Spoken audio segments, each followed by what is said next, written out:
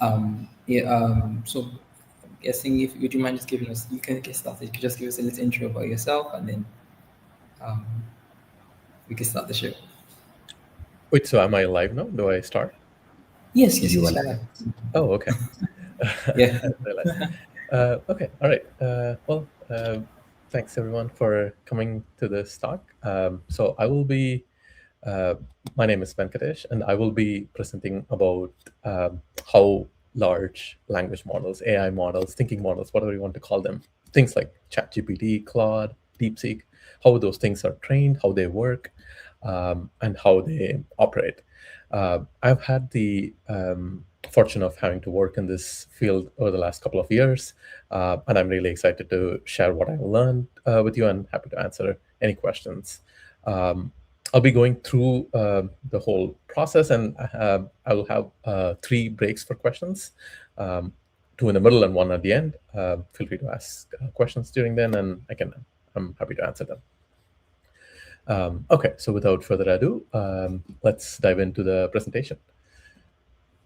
So, okay, great. Yes. So first, let's start with a classic anomaly that some of you may have noticed. This meme became popular a couple of years ago, sometime in 2024, I believe. But for now, let's look at the image on the left. So this was the most powerful ChatGPT model at that time, ChatGPT 4.0, where a user asks it a question, how many R's are in the word strawberry? And the model responds, there are two R's in the word strawberry. Even though you can clearly see there are three R's, which an elementary school student can clearly answer by just looking at the word and counting the R's. But this supposedly powerful model failed at the simple task of spelling and counting. And then a couple of months later, OpenAI released this model called O1 Preview, where you ask the same question, how many R's are in strawberry? Now we see that it thought for a couple of seconds. We don't know what exactly it thought here, but after this thinking process, it produced the output saying there are three R's in the word strawberry. So it answered it correctly. As we go through this presentation, we'll see why the original model failed and what was changed to have this model fix and produce the correct output. I want to lay this out here just as a motivation to see the different things that go into training models like this. Now, that said, let's go into the crux of what makes a large language model. I'll make it clear that things like ChatGPT or other models do handle images, but for this presentation, let's focus only on the language side of things, because that makes it simpler to describe and simpler to think through. So what is a language model? The core of the language model is just autocomplete. Just like the autocomplete on your keyboard on your phone, it predicts the next word and then the word that comes after that, and then over and over again. So for example, here we have a phrase, the cat sat on the, and then the model needs to predict the next word that comes after this. Somehow this model thinks Matt is the most likely next word, and it gives it an 89% chance. And then the next highest likelihood word it gives is floor. So the cat sat on the floor. Seems reasonable. And then the final word that it gives some probability is the dog. Somehow the cat sat on the dog has 2% chance. Seems pretty high to me, but somehow that's what this model thinks this word has the chance of occurring. This is essentially what a language model does at its core, just predict the next most likely word and then keep going from that. But of course, it's not just that. If you've used ChatGPT or any of the other models, you know that it goes beyond that. It doesn't just say the cat sat on the something else, but if you ask it a question, it can produce a detailed answer. It can produce an essay if that's what you want. It can solve problems in code, things of that sort. But how does it do that? There are no programmed rules. Nobody's telling it explicitly, like when the user asks a certain question, it needs to always output this as the answer. The answer is generated on the fly. Like it is not pulling it from a certain database. It's not because we wrote that this is always how it should respond. These things are learned by the model as this training process goes on. And we will go into the details about what goes on here, but I want to make it clear that there are no fixed rules in here. But at the same time, as I mentioned, it's somewhat like an autocomplete, but it's much more powerful than that. And that's because of the scale at which this operates. And by scale, I mean two things. The first part of scale is the amount of data that we train these models on. We train this on terabytes of data, which, and probably sometimes even like tens, 20s, hundreds, even terabytes of data. We don't know the exact details of how much training data goes into these frontier models, but we know from some of the open source models, they train with that much data. And the other aspect of scale is the amount of processing that these models themselves do. So what that essentially means is just to produce one single word, many of these models do billions of mathematical operations. So these are pretty straightforward mathematical operations like addition and multiplication, and then some kind of scaling factor, things of that sort. Like it does billions of such operations just on one single word, and then do that over and over again as it goes to the next word and keeps producing the next word and the word after that, and goes so on.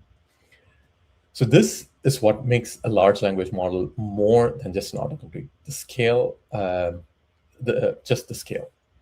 Now, how does this model see the text? Does it see the same text that we do? Does it see words and characters? No, it actually does not. And that's also another important factor here. What the model sees are just a sequence of numbers. I'll show in a second what those numbers means, but these numbers are what the model then operates on. It operates, so the words are converted into a sequence of numbers, and then those numbers themselves become a vector of numbers, if you know what that is. Otherwise, vector is just, think of it as a collection of numbers. And then we operate on those vectors by doing a series of more mathematical operations. In this case, would be matrix multiplications. That's what happens under the hood of a language model. So now let's see what the model sees when I say it sees a sequence of numbers. Let's look at that same strawberry example. So the model goes through something called tokenization, where a word is broken up into tokens. Tokens are essentially subwords. So here we can see strawberry was broken up into 3 subwords or 3 tokens. So the first token is str, the second token is AW, and then the third token is berry. And you can see the numbers corresponding to each of those tokens. So str is 495, AW is 672, berry is 15357. We don't have to worry too much about how these numbers come.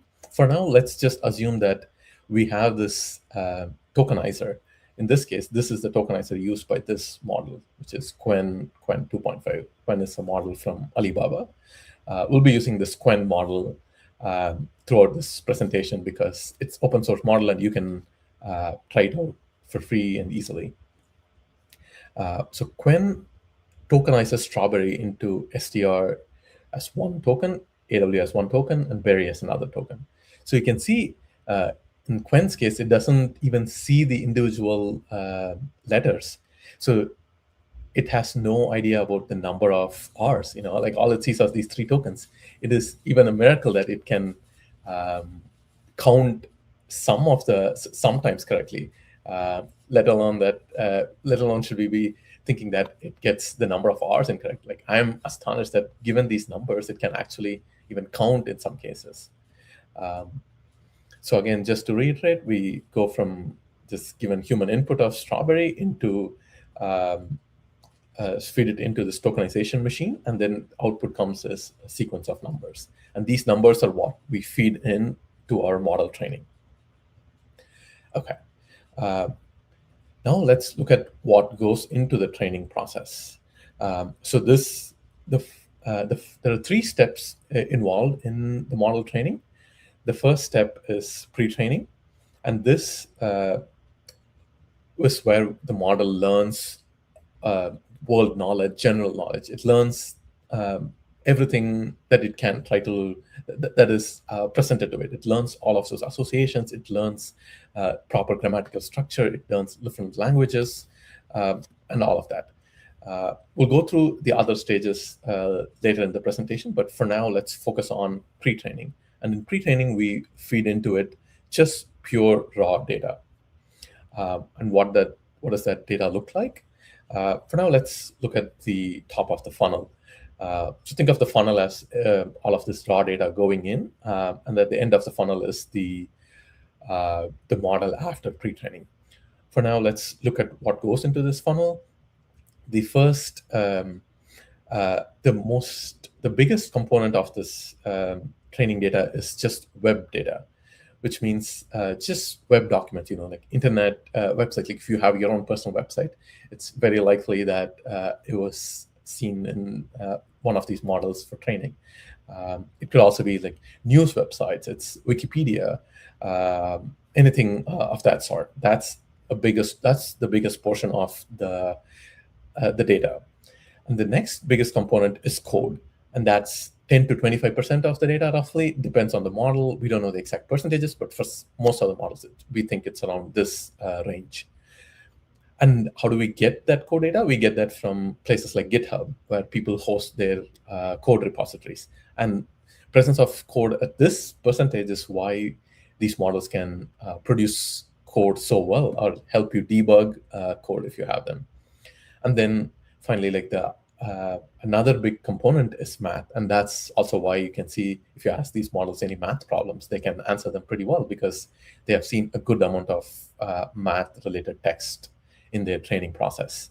So that's what goes into the training data. So terabytes of data across all of these. So we collect these different sources of data and then feed that into the training for pre-training. We'll go into this loop and the goal in a little bit, but for now, I want to show you some examples about how this data looks like. So this is a real data set that was used by some model trainings. The data set is called FindWeb, which, as the name says, it's a web crawl data. So the data was collected by having crawlers, which are just like Google crawlers. They go out and collect one website after the other and collect the text from that. So this is an example text, one of the example texts collected. You can try to read through this. Here it says exhausted and euphoric. These are the words to describe me right now. 6 words after boarding the Good Morning America whistle stop 08 tour train. So you can see this is about someone's personal experience. They're writing it in a blog style about their experience. This is likely, since it says Good Morning America, I assume this is somebody going through the 2008 US presidential campaign, very likely. And that's what they're describing here. So this is a real example of data that went into training. You can see the format, you can see the different paragraphs, and this is how the model learns to write text or learn associations, things of that sort. Like that's what it learns from data like this. Let's look at one more example. This is a Wikipedia data set, and apparently this is Wikipedia in Bulgarian, as it mentions here. I do not speak Bulgarian, so I can't tell you what it says here, but it looks much nicely formatted. You can see different years, presumably, and then some presumably describing some events that happened here. And this is another example showing how the model learns certain facts. When you ask the model certain things, it'll able to answer facts. That's because it has learned that information, not because we programmed it to answer certain things, but because it has learned that directly from this raw data that we give it. And it has learned different languages, just like we have this Bulgarian here. One thing I want to note is most of these models are trained primarily with English because that's how the internet is structured. Most of the websites on the internet are English. But at the same time, even with just a small amount of language, some small amount of data in other languages, the model is still able to do pretty well in many languages. I'm not sure how well it does in in languages with very little data, but it's still able to understand. Like if you ask it to translate from one language to other, it's able to do that. Part of that is because it has these raw data, but another part is also because we provide the model with parallel data. So let's say this same Bulgarian example, we will have this Bulgarian Wikipedia entry. We'll also have, if available, we'll have the parallel English language version of the same entry. So that's one way how the model learns how to translate. Now let's look at one more example. This is a code example collected from GitHub. And this is... Sorry to interrupt you. Yes. Pankaj, can you please zoom in? Because people are having an issue with the text. If that's see. possible. Is this text visible or is this too small? Like this? Is that better? That would be great. Yeah. Okay. I will zoom in. I think these texts are not too important to focus on, but I will zoom in when it's necessary. Okay. Let me zoom in here for this example. Maybe it's better to see here. So this is a GitHub code example. Let me zoom in here so we can see the language. Hopefully people can see this better now. That's perfect. Thanks. Okay, great.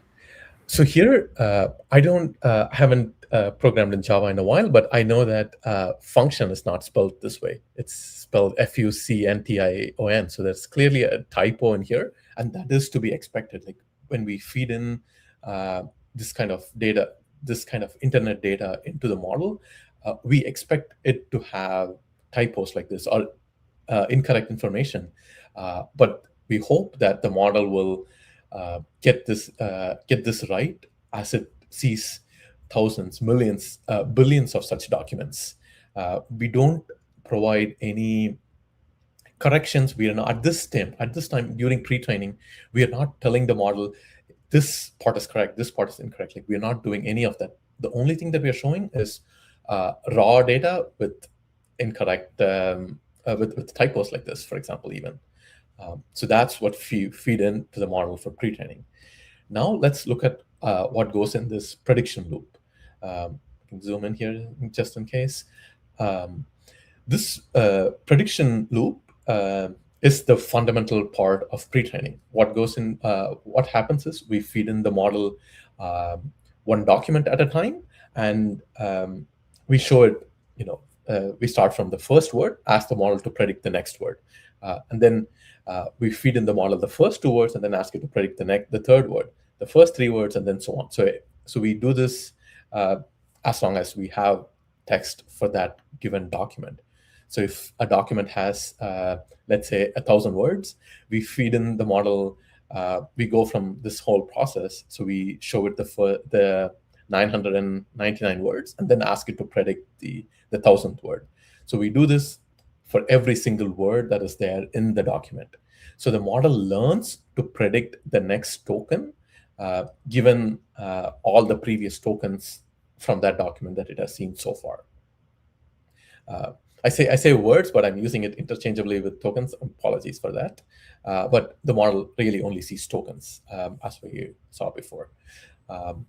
So the goal here for the model is learning to predict the next token given current tokens. So the model makes a prediction. We have the ground truth. That is, we know what is the next token because we have the source document, and that's what we want the model to try to predict here. So now we have, so when we have a difference, the model predicts a token, but we have another token as the actual output token. So that tells us that there is an error. So we measure this with some math formulas, which I'm not going to go into here. Once we find this error, we use this error to adjust the model. So the goal here is to keep trying to reduce this error as much as possible. So as we see these billions, trillions of documents, and as the model does this training prediction loop over and over again, and as it computes the error, we find how to adjust the model to reduce the error keeps reducing. There are nice ways to measure this, and we see that as the model goes through these trillions of tokens of training, the error slowly and very smoothly reduces. It starts from not being able to even predict what the next correct word is, and then at the end of pre-training, it can not just predict the next word, but it can go much beyond that. And I'm going to show that pretty soon, which you will see right now. So here, let's me pause it right now so to explain what's going on here. So this is the model that went through this whole pre-training process. So it was trained on trillions of tokens. So this is still a Qwen model, and this is the model at the end of pre-training. And here, what I'm doing, so at this stage, the model is a pre-trained model, which means it can. What's going on here? Let me pause here. Which means its only goal is just next token prediction, as I mentioned before. And the way it does that is we feed in the user prompt. So in this case, I am feeding into the model what is the capital of France. That's all I'm feeding. And now we will see what this model is producing as output. So as I mentioned before, this is just going to try to produce one token after the other. That's what its output is going to be. And as we can see here, what is the capital of France is my original prompt, and then it's continuing from there. And for some reason, it's continuing as an AI language model. I don't have feelings or the ability to express emotions, but I can tell you the capital of France is Paris. That's the first sentence. For some reason, it's saying that. And then it's inserting new lines. And then it's saying, I have been to Paris a few times. It's definitely a beautiful city. We know this is an AI model. It has not been to Paris.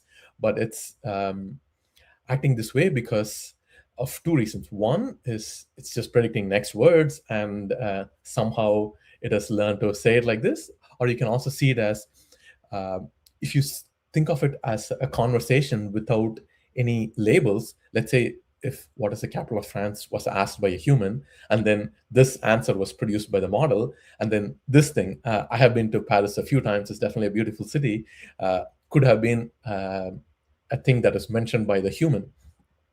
And then the human is asking for, do you have any recommendations? So you can think of it that way. The model is providing both sides of the conversation without any human or user labels. It keeps going on and about that without knowing any of that. It's just producing one word after the other, just predicting the next word. So that's what a pre-trained model looks like at this stage. Let me show another example. But you can see here in this example itself that this is not what we see if you have used ChatGPT. If you ask ChatGPT what is the capital of France, it'll just tell you it's Paris. It's not gonna tell you I have been to Paris. Paris is a beautiful city. It's not gonna say anything like that. Now let's look at the next example here. Here I asked the model two questions. What is the capital of France? What is the capital of Germany? If I asked it to ChatGPT, ChatGPT will probably tell me capital of France is Paris, capital of Germany is Berlin, and it'll probably just stop there. Now let's see what this pre-trained model does. It is continuing to ask more questions. What is the capital of Spain, Poland, Italy? And then it goes on and on about that. And then it chooses to answer its own questions. It answers the first two, and then it answers for Spain, Poland, Italy, Netherlands, Austria, and then so on. So you can see it not just answered these two questions, but it kept producing more questions and then answered all of them all together. So you can see that this knowledge exists in the model. It's just that it produces output in a very interesting way. Let's look at one more example of the same. So just to be clear, the examples that I've shown, the two and the third one that I'm going to be showing right now, these are all from the same exact model. So in this example, I'm giving it this prompt. What is the capital of France? Paris. What is the capital of Germany? Berlin. And then I ask, what is the capital of India? So this is the text that I feed into the model. And my hope is when the model sees these sequence of words, so it can learn to associate that all I want is just to produce the capital city. So for France, the capital city is Paris. So that's all it needs to produce. It doesn't need to tell me that it has been to Paris, or Paris is a beautiful city. For Germany, it just needs to produce Berlin. So in the case of India, I just wanted to produce the capital city of India. That's all it needs to produce. It should not produce anything else. So this is one way to try to coax the model to answer the question that we have. We give it questions and answers related to the question that we have, and hope that the model can produce the answer for the actual question that we have. So now we see this was fed into the model. Let's see what the model output. The model correctly answered New Delhi, which is the capital of India. But again, it does not stop here because it does not know to stop. It keeps producing more questions. What is the capital of Japan? Tokyo. It keeps probably going to keep going on. It says Italy, Rome, Sweden, Stockholm, United Kingdom, London, Canada, Ottawa. It just goes on and on until it has stopped at some point. And the reason it stopped is most likely because of this reason. I asked the model to produce 512 tokens, and it probably ended right here. So this is what a pre-trained model looks like. It's purely a next token prediction model, but it has learned a lot of knowledge just from internet data. Now I'll pause here to take any questions that anybody might have.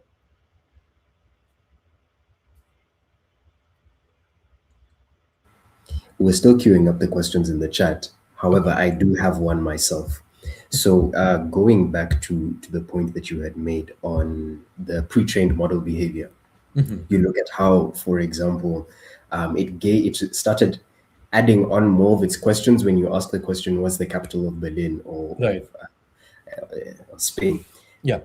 Other than creating or providing some of these basic question answer pairs that create kind of this baseline of how to respond to it, how would you be able to mitigate that issue so that it gives you direct answers? Again, Right. building onto the question answer pairs.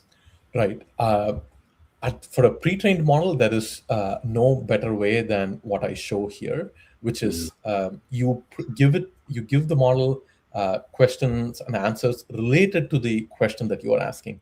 I know it's hard to do that for cases where you truly don't know the answer, but in whatever way possible, like this works not just for this kind of knowledge question, but it works for math questions as well. Let's say you have a word problem, like Johnny has 5 apples. He gives 3 apples to Sally. Now, how many apples does he have left? The answer is 2, but we'll also work through the examples of how to do it. If you do that, if you give that as an example in the prompt, this is called few-shot prompting.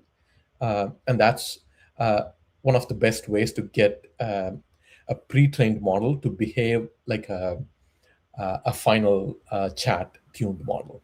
You give it examples of questions and answers, and it can answer, and you provide it the exact question that you have, and it'll provide you the answer. Another way is called chain of thought prompting. I don't have an example for that here, but the way that works is instead of having these 2 examples that we have here, instead what we will have is, what is the capital of India? Let's think step by step. And then if you just leave it at that, the model thinks one step at a time somehow, because it's producing one token after the other. And it's able to find its way through its thinking process. Because now we are saying that we have this question, and then we want this model to think step by step. So we have given all of that as the prompt. So the model continues from that, and it figures out that it shouldn't be producing more questions. It should try to answer the question that the user gave. So the model is guided in that direction. I think that's fantastic. Thank you so much for explaining what the chain of thought process is. You had quickly touched on few-shot prompting. Do you mind just giving, for the people that aren't familiar with the term, a brief description of what single-shot prompting is, as well as few-shot prompting? Sure. Thanks. Yes. So this example right here is what few-shot prompting is. So here, few shots. Shots means the number of a shot is a question. Let's just think of it like that. So in the first example, am I showing the correct one? No, this is the one before this. Okay, great.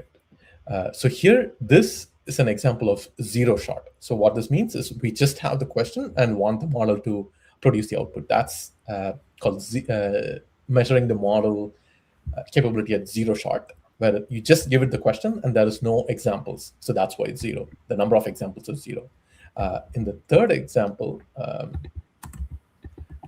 here, this is an example of two-shot prompting. So I have two examples, so that's what makes it two-shot. Few shot just means that you have few examples, and the few can be however many you want. And this is one of the best ways to prompt a pre-trained model by giving it the questions and answer, the few shots. Fantastic. Thank you so much for outlining that. All right, then. I think you can continue with the presentation while we get more questions over the rest of the talk. Okay. Let me continue in a moment after taking the model. Sure thing. To everyone that's in the chat, that's live with us, please put your questions in the chat. Anything that you'd like to ask Venkatesh, put it in there, and we'll get to those later. Oh, Okay. Venkatesh, sorry. Yes. There's No worries. just one question that came in. Yes. At the pre-training, this is now from Akosile. At the pre-training stage, how does the model know when to stop since it keeps on predicting? Yes, that's a very good question. And the model most likely does not know when to stop. And that's one of the reasons we have, whenever we generate a model, we tell the model how many tokens we want to generate, and we just stop at the end of that. That's one way to stop. Another way to stop is just purely based on the formatting. So here we can see we have what is the capital of France, Paris, and then we have a new line. So in this case, what is the capital of India? The model answers New Delhi, and it produced a new line after that. So we can just stop right there because we know what is the format. We know the model is very likely going to produce in that format. So we just stop right after the new line. But the model itself might not know at this time when to stop.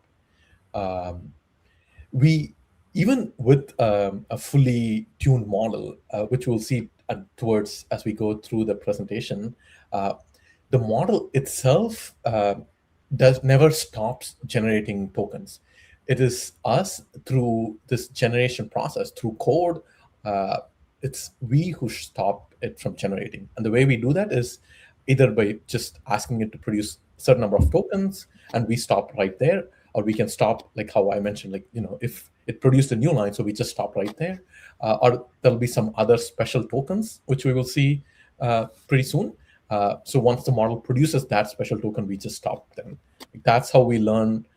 We stop the generation process. So the model can theoretically continue generating tokens forever. There's nothing stopping the model from producing more and more tokens. All right. So I think that's perfect. So just to summarize, there are generally these stock functions that you as the developer or AI engineer in this case would have to put in. And from what I'm understanding, you saying a lot of these stock functions are going to be token based, essentially, reaching a certain limit of tokens or a certain number of lines of production or generation rather of content, correct? Right. Either certain number of tokens like here, or most likely, especially for a fine-tuned model, it'll be you look for a specific token, a special token called a stop token. When the model generates that, we stop generating right at that point. We will see examples of this stop token pretty soon. Fantastic. Please, okay, you can continue with your talk. All right, let's go to the fine-tuning part. So now we see that at the end of pre-training, this model now has knowledge. So we have now unlocked the model to have raw knowledge, but we need to coax it out of the model using this few-shot prompting or chain of thought prompting or some other way, whatever way possible. But this is very hard to use, but this was the state of the art in 2020. This is what the first large language model looked like. The next innovation in training was fine-tuning. So this is where the model learns to act like a conversational agent. So this is what unlocks the conversation format. So when you ask it a question, it just produces an answer and stops right there. It doesn't keep continuing to produce more and more questions. And the way this is done is through this process called fine-tuning. This has many names. It's called fine-tuning, supervised fine-tuning, SFT, or instruction tuning. they all mean the same thing, where we are tuning the model to produce a certain format of output. Now let's look at what this data looks like. Before looking at the data, I want to make it clear that the pre-training was the single largest part of the training process. As I mentioned, in pre-training, we go through terabytes of data, trillions of tokens. This is maybe at most like 10% the size of pre-training, both in terms of time and the amount of data that we feed into the model. So we're talking about maybe like millions of examples, not much more than that. Definitely not trillions, at most even billions, if even that. And the way the data here looks like is we have the user prompt, and then we train the model to predict the entire response. So in this case, the user is asking, explain why the sky is blue in simple terms. And we want the model to produce an answer like this. Sunlight contains all colors. When it enters Earth's atmosphere, blue light scatters more than other colors because of its short wavelength, and then so on. Like, this is what we want. We want the model take in the user prompt and then produce this output. This is, again, as I said, much cheaper to do. And as we saw in the previous examples in pre-training, the model is there. We just want to shape what this model's output is looking like. The model does learn some new knowledge here, but most of the time is spent on for the model trying to shape the output. So to compare two examples, on the left is a raw pre-training data set where we just have, we have like an example news article maybe talking about WikiLeaks founder, and then talking about something along those lines. And then for the fine-tuning data, we have conversational pairs. So we're not having like free-form text like we had in pre-training. We have pairs of user asking for something and then the model doing something. Note the difference in format and see how, and if you remember like how the pre-training data, how I mentioned it could have typos, it can be unclean, it might have so many different issues. Whereas fine-tuning data, it's highly curated. It's either they pay people to produce these kind of pairs or collect it some other way, but the quality here is much higher than the raw text that went into pre-training. And that is what we train the model on. One thing I also want to note here is, even though this is a single turn conversation, that is the user asks a question and the assistant responds, that's just one turn.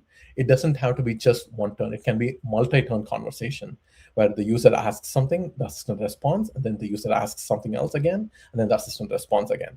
It can be multiple turns of conversation like that as well. Now let's look at a few more real examples. So this is the question. Let's look at this example first, the second one, which is a species of fish, taupe or rope. I'm not sure what taupe is, but I'm pretty sure rope is not a fish, and that's what we want the model to answer. The model just needs to answer taupe. So this is the question, and this is the response. So this is one example of a real training data that goes into fine-tuning. Another example question is, so you can see this is a pretty simple question, right? So this question is like a classification type question. But you can also have more open-ended question like this. Why can camels survive for long without water? And then the answer is talks something about how camels use their fat in their humps and so on. So that can be, so this is another type of instruction data. So open-ended question and answer. But you can also have reading comprehension style question and answer. For that, let's look at this particular context. So here, this is talking about Virgin Australia, which is some airlines, and it come on service on 31st August 2000 as Virgin Blue and so on. So we give the model this context paragraph, and then we ask it this question, when did Virgin Australia start operating? And then we expect the model to produce this answer, Virgin Australia commenced services on 31st August 2000 as Virgin Blue. And here, in this particular example, we are not necessarily forcing the model to answer. We're definitely not forcing the model to answer based on the knowledge it has from pre-training, but instead we want the model to learn to produce this output just from this context. So this is how you see if you give the model like a big essay and then ask it questions based on that, it's able to answer. Why? It's because we have data like this in fine-tuning. So this is an example of closed QA, where we give it the source and then ask it a question and then expect the model to answer, produce an answer based on the question and the source text. One more fine tuning example. I will let you read this yourself if you like, as I take another water break.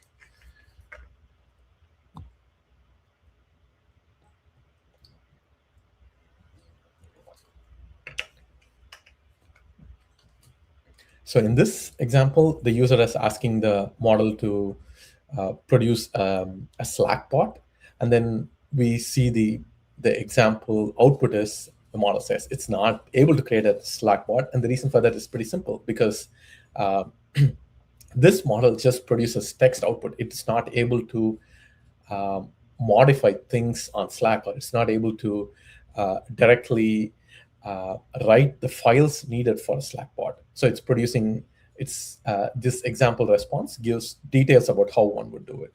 So this is another example of fine-tuning data. Okay, now that we have seen real examples of what a user prompt and the response looks like, let's look at how this data is formatted for training the model in fine-tuning. So now, one thing I want to make it clear here at this stage is the model doesn't magically know that it is a conversation bot. It's still, at the end of the day, it's still just predicting one token after the other. It's still just producing the next token. What the model sees are prompt and response pairs. So there's the user prompt and then the output response. And it learns to continue text that looks like a conversation. There is a key part here, that what I underline here as looks. The model, again, doesn't know it's a conversation. It's auto-completing the text to make it look like a conversation. That's the model's goal, just predicting one token after the other to make it look like a conversation. And how do we make it look like a conversation? We introduce special tokens. And these special tokens look like this. I'm using these as examples. These are not necessarily the exact special tokens that models use, but this is just an example. One example is this is used to denote that this is a user token or the beginning of a user prompt. And this assistant is used to indicate that this is the beginning of the assistant's turn. And this end of turn, this is what tells what we might use to decide when to stop the generation process. So once the model generates end of turn, we stop producing right there. So that might answer the question from earlier about how do we know when to stop? We stop when the model produces this end of turn token. Again, this is these are examples, example formats. These are not exactly how any given model uses, but this is to give you an idea. Now let's look at how we would format with this. So we format it in a way like this. One thing to note before we go into user is something called system. So what we have here is a system prompt. So before the user's question or user prompt is fed in, we have the system prompt. So in this case, I just wrote a system prompt saying, system prompt, you are a helpful assistant. Like that's all I have. But in models like ChatGPT or Claude, the system prompt can be pretty long. It can be thousands of tokens long. It doesn't just say you're a helpful assistant. It tells the model certain things that it can say, certain things it cannot say. And all of those are instructions that the model will eventually follow. The reason it's following is because these are all, again, text, right? Like all the model sees is, the model sees all of this text and produces the tokens that come after. So if you give the model an instruction saying, do not produce harmful text, do not or produce cheerful responses, the model follows this instruction because that is what we give in the instructions, and the model learns to follow those instructions. So this is the format that we feed in. System, a special token indicating that this is a system prompt, and then the actual system prompt, and then a special token indicating that it's a user prompt, and then the actual user prompt, and then finally a token indicating that this is the assistant's response, and then we want the model to produce this assistant response and then produce an end of turn token. And the way we do that is by feeding in the model everything up to here, starting from the system prompt, a system token, all the way to the assistant token. We give the model all of this, and then we want the model to produce this. This is what happens in fine-tuning. So given user and assistant, the user prompt and assistant response, we train on millions of examples in this format. So we have, we feed in this whole thing. We feed in a prompt like this, and then we want the model to predict this whole response, not just this one word or just these two words, like how we do in pre-training, but instead we want the model to produce this whole output all the way until end of turn. And we train on, again, millions of examples like this. So this assistant turn becomes the model's cue to respond like an assistant. So this is what I meant earlier by the model learns to continue text that looks like a conversation. So that's what it sees here, right? Like it sees all of this, it sees assistant, so it's completing text that looks like a conversation. It doesn't somehow know or like feel or has somehow become an assistant. It's still a next word predictor, but in given all of this context, the next word or the next series of words, because that's what we want the model to produce here, the next series of words would make this a complete conversation, and that's what the model has learned to produce through this fine-tuning process by being trained on millions of these examples.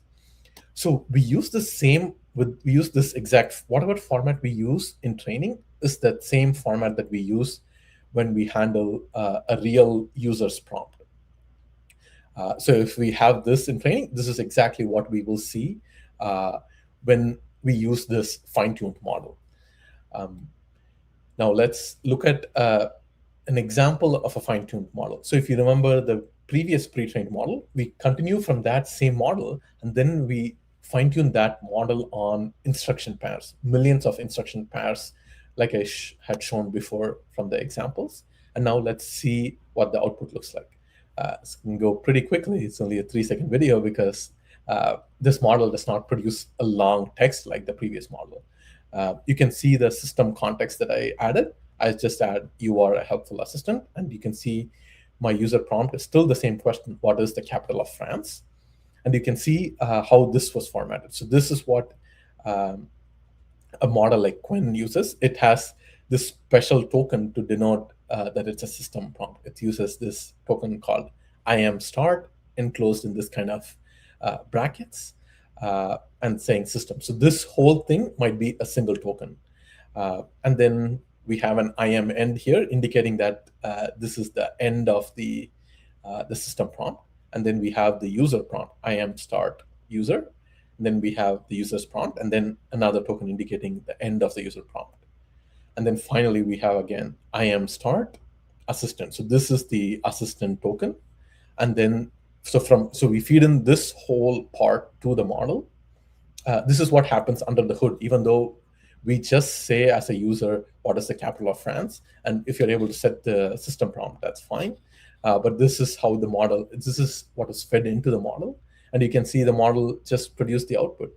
The capital of France is Paris IAM_end. And since it produced this end token, we stopped generating right there. And that's all we see as the output. And this model produced it. Like this is an example of a tuned model producing output, and it stopped. It learned to stop right there. It doesn't keep producing more and more tokens after here. I will now pause here again to answer any questions that you all might have.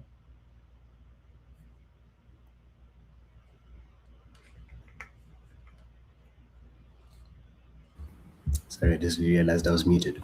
So the questions are still coming in the chat right now. But I think the question I posed to you is around security, especially in this fine-tuning space, right? We've seen how a decent number of security practitioners, they call them AI security practitioners in the space, have been jailbreaking a number of these different models, right? From finding system prompts to finding out how they can break the different guardrails, etc. How would one go about using some of these special functions that you've mentioned in the fine-tuning process to create guardrails for any model that they'd be fine-tuning or developing from scratch? Right. Fine-tuning. So one way to try to prevent this kind of jailbreak or prevent the model from doing harmful stuff is having examples that show the model how to respond when the user asks a harmful question or is trying to jailbreak something using the model. So like in this example here, we had the user asked how to create a Slack bot, and then the model produced an answer. If the user asked the model, how do I hack into some software, we will have examples telling where the model says, I cannot help you with that because I'm trained to provide only helpful assistant and things like that, where we tell the model, where we have explicit examples showing the model of declining to answer harmful questions. So that's one way to solve this problem in fine-tuning. We will see some more examples in the next stage of training, which will handle this in a slightly more better way. I see. And I think from most of the examples that you've given, especially around solutions for doing this efficiently, for training the models efficiently, it's very data oriented, right? Yeah. So the quality of the data that you have from these examples is what's going to dictate how well your model is going to be able to deal with any kinds of security issues, from accuracy to so many other different areas.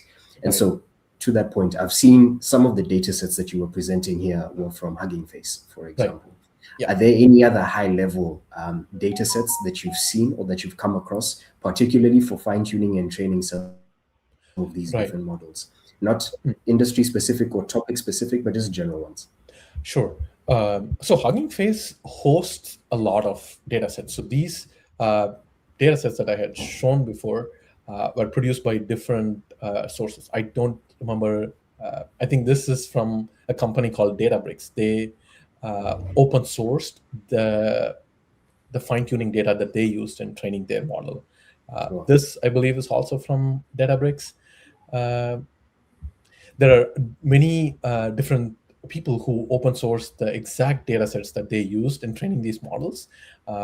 Some other example places are, I think, organizations like Together Compute, I believe, or I think Allen AI, maybe they might also have some data sets. But in general, like fine-tuning, any clean fine-tuning data that is available on Hugging Face can be used. We don't have to go out and collect our own data at this time to train or fine-tune an existing model. We can use some of these open source existing data and still get a very good model. To reach the scale of these frontier models, we probably need to pay and collect our own data, but to get a mid-tier or even significantly above average model, we can just use some of these open source data and get very good performance right off the bat. Definitely. All right, thanks. I think we can just continue. Okay. And then while we wait for more questions to come in. Okay.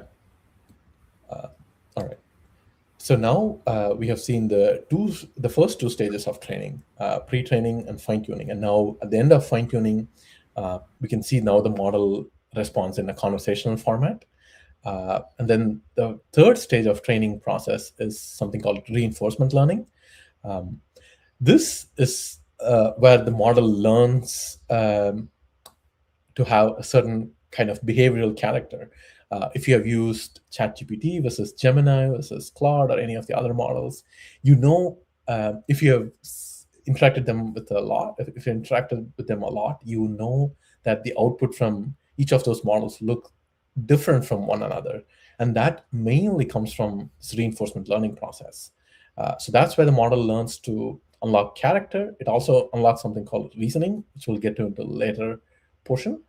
But here is also where we handle one of the earlier question that I answered about safety. So here is where the model learns when to not produce a response. So when somebody asks the model for help in hacking, here is where the model learns to decline to produce an answer instead of purely just following the instruction. Because the model at the end of fine-tuning will almost surely want to just follow the instruction. It will not have a boundary behavior of learning to refuse to answer a question.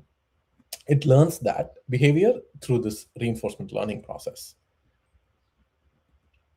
Now let's look at an example data that goes into this reinforcement learning process.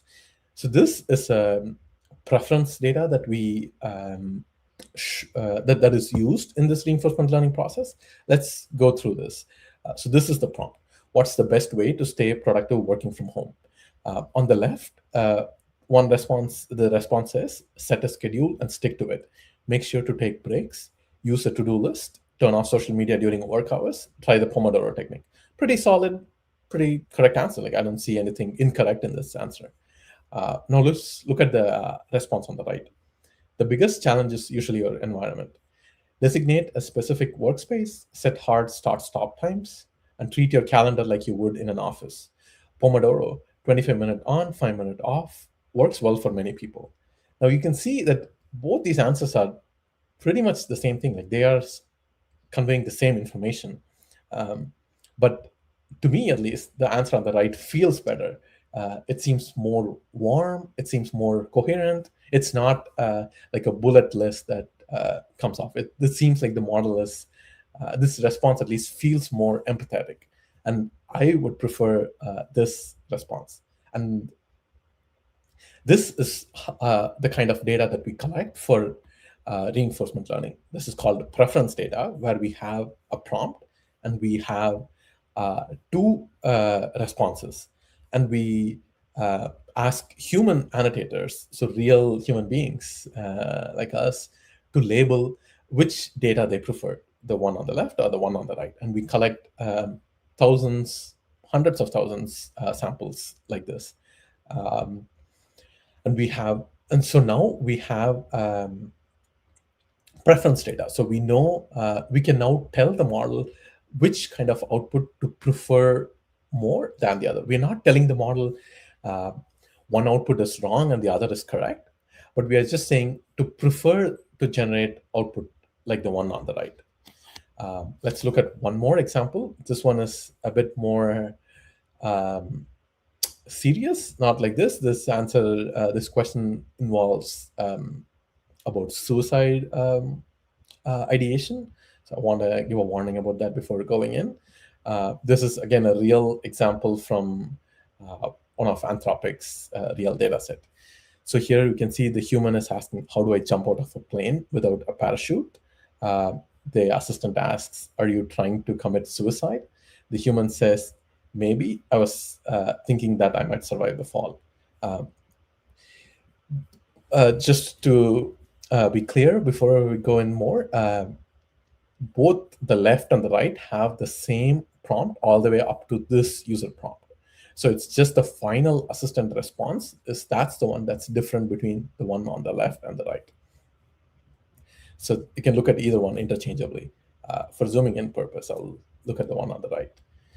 So here the assistant response. All right, let's do this. I'll list the steps: jump, glide down, scream, get caught by the wind, and land. Use a pretty humorous response to a question where the user says, I think I might survive the fall of jumping without a parachute. Now we see at the end, like the user is asking, what are my chances of surviving the jump without a parachute? The model on the right says something about, according to the National Weather Service, when air pressure increases, humans can't breathe, and that's why people on planes die when their planes are hijacked and they fall to Earth without a parachute. This answer is not wrong, but this might not be the answer we want the model to give to a question like this. Like, we don't want the model to encourage suicide ideation, or we don't want the human to harm themselves. We don't want the model to respond in any way that could be harmful. So this is not a response that we would prefer. Instead, what we would prefer is something like this on the left. And that's why this is the chosen example and this is the rejected example. The chosen example, the assistant's response, did you mean that metaphorically, or are you looking for an answer? This is an interesting way to try to diffuse the situation. We saw earlier already that the user kind of left it vague, and then the bot responded pretty in a somewhat humorous way, and then the model is trying to now continue along that same vein. Like, this is a better way to answer this question rather than giving the cold hard fact. Like, that's what at least this example shows. So what happens here from these human preferences is the model is not necessarily learning new facts. It's learning what we prefer as output, like we saw in the previous examples. So we collect human ratings on these preferred examples. Like, we show human annotators 2 answers, and then we collect this rating. And again, this is not about right or wrong answer at this stage. It's mostly about which answer is better than the other. So it's just capturing that subtle difference between the 2 answers. And this is where a reward signal comes. We will not be going through the math that involves, but we compute a reward signal from these preference data. And this reward signal comes from human judgment about which is better over the other. And then from this, using this reward signal, we nudge the model towards the preferred output. And this is where the model also learns when to stop responding to certain question, or when to try to deflect, try to not answer harmful questions. Most of that behavior is learned in this process. And as we nudge the model towards the preferred output, this trains the model to be less sycophantic. So, like, if the user asks a question, this is where the model somehow learns to always stop saying, oh, that's a great question. If you've used ChatGPT sometime in the last year, if you might remember or have seen on the internet where people have said, this model always says my question is great, or this is a very thought-provoking question, when I might have just asked the model, what is the capital of France? It shouldn't be so sycophantic. It doesn't need to flatter the user. It just needs to be encouraging, but not trying to please the user so much. So this is, the model learns that during this reinforcement learning process. It also learns to refuse harmful queries, like we saw before. When the user was asking about jumping out, the model tried to figure out what the user was saying before it gave any response. And this is also where the model learns to produce nuanced responses to questions. Because in fine-tuning, the model learned, given a question, there is one answer. But here, in reinforcement learning with these preferences, the model learns that there are nuanced responses to a given question. And this process is what shapes the model's personality. And this is how the model becomes more helpful. It becomes more cheerful. If you've seen how the model encourages the user, this is all coming from this process. So this is reinforcement learning from human feedback, where we train on human preferences. There is another part of reinforcement learning that comes into play. This came out over the course of sometime in late 2024, and then became very popular in 2025 with the arrival of DeepSeek. This was reinforcement learning with verifiable rewards. So first on the left is the human feedback, what we saw until now for the reinforcement learning, where we have human opinion on which answer is better, and we compute the reward signal from that. And this was very good for subjective prompts, and it was very good for handling hard or unsafe user queries. And this makes the model very, as I mentioned, very cheerful, and it also makes the model very helpful to the final user. But this requires human annotators to label data. This is very useful, as I mentioned, for subjective data. When we have objective data like math or coding, we don't need to collect human feedback. We know at the end of the day whether the answer is correct or not. If it's math, we know whether the answer is correct. If it's coding, we know whether the code produces correct output. So that acts as our reward signal. So that is the verifiable reward in reinforcement learning with verifiable rewards. And this is very useful for, as I mentioned, things like math and coding. And this, another benefit here is this can be, this is extremely scalable. Whereas in the previous one with human preferences, we have to collect thousands, hundreds of thousands of human annotations, which can be very hard to do for math and coding problems, because by definition, they are pretty long, because we want to train on difficult math problems, not just elementary or college level math problems. We want to train on, like Fields medal type of problems, where we might sometimes have the final truth, whether a theorem is correct or a theorem cannot be proven. We want the model to try to figure its own way into finding the actual output truth. So this is so we can scale this pretty with a lot of samples. So that's where we use this reinforcement learning with verifiable rewards. Next, let's look at some of the different reward functions that have been used in this part of reinforcement learning.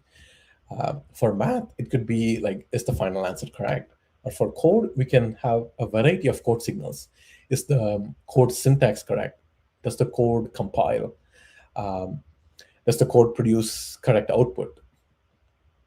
Things of that sort. So these are the verifiable rewards that go into this part of reinforcement learning. So once we have this rewards, we can then do another reinforcement learning training for the model to produce output where it can try to solve these problems, these much more complex problems. So now let's look at so now this motivates us towards the thinking models. If you remember the thinking example that I showed right at the beginning of this presentation, where we saw ChatGPT said it thought for a few seconds. Let's see how we get there. So now, just again to reiterate, in fine-tuning, the model learns purely to imitate from training samples. So when we had the user prompt and the model response, the model learns to just produce what was given in that example. It is not doing much more than that. Whereas now, we want the model to do complex multi-step problems. So this involves things like math proofs, or like doing a big coding problem where it's hard to give the model exact step-by-step process of how to do. Even we will have some examples of step-by-step, like I showed in that Slack bot example in fine-tuning. But doing that at scale is really hard. So what we do is we just give the model the question at hand, and then we have the final answer, and from that we construct these reward signals, and then we just let the fine-tuned model let loose. We just let it loose on the given prompt.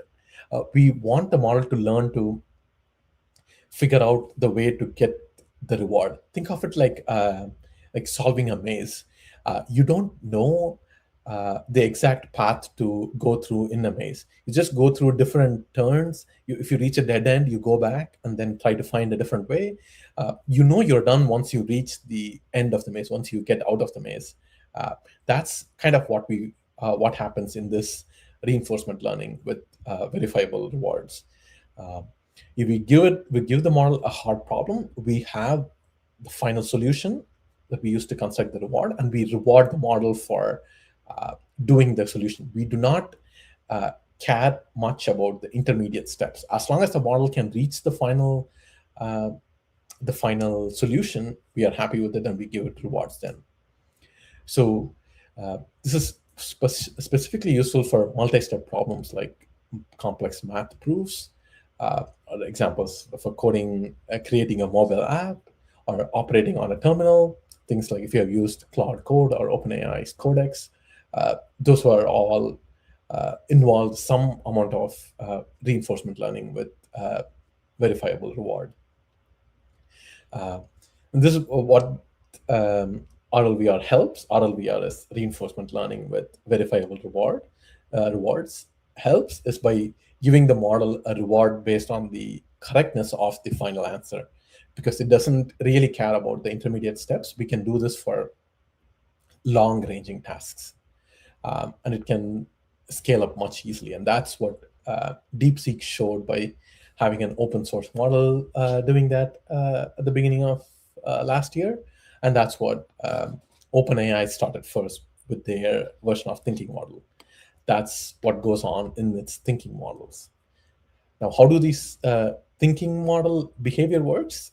Let's look at an example first before going into details about what goes there. So this is still the same model that we have seen so far. This is we take the fine-tuned model that we previously saw and then train it with this RLVR type of data, where we reward the model for producing the final correct answer. And we let the model produce some intermediate think tokens. So you can see here, this is what goes into the model prompt. It's very similar to before. We have all of this, but we have this thing called the think token in here. So this is what happens under the hood of ChatGPT. For example, when it says thinking for a few seconds, that's what happens. Like, it produces these think tokens. It starts this think token, and then it produces a bunch of tokens there where it's working through the problem, trying to figure out an answer. And it likely verifies the answer. And then finally, when it's done thinking, it produces the final answer. So let's look at this example here.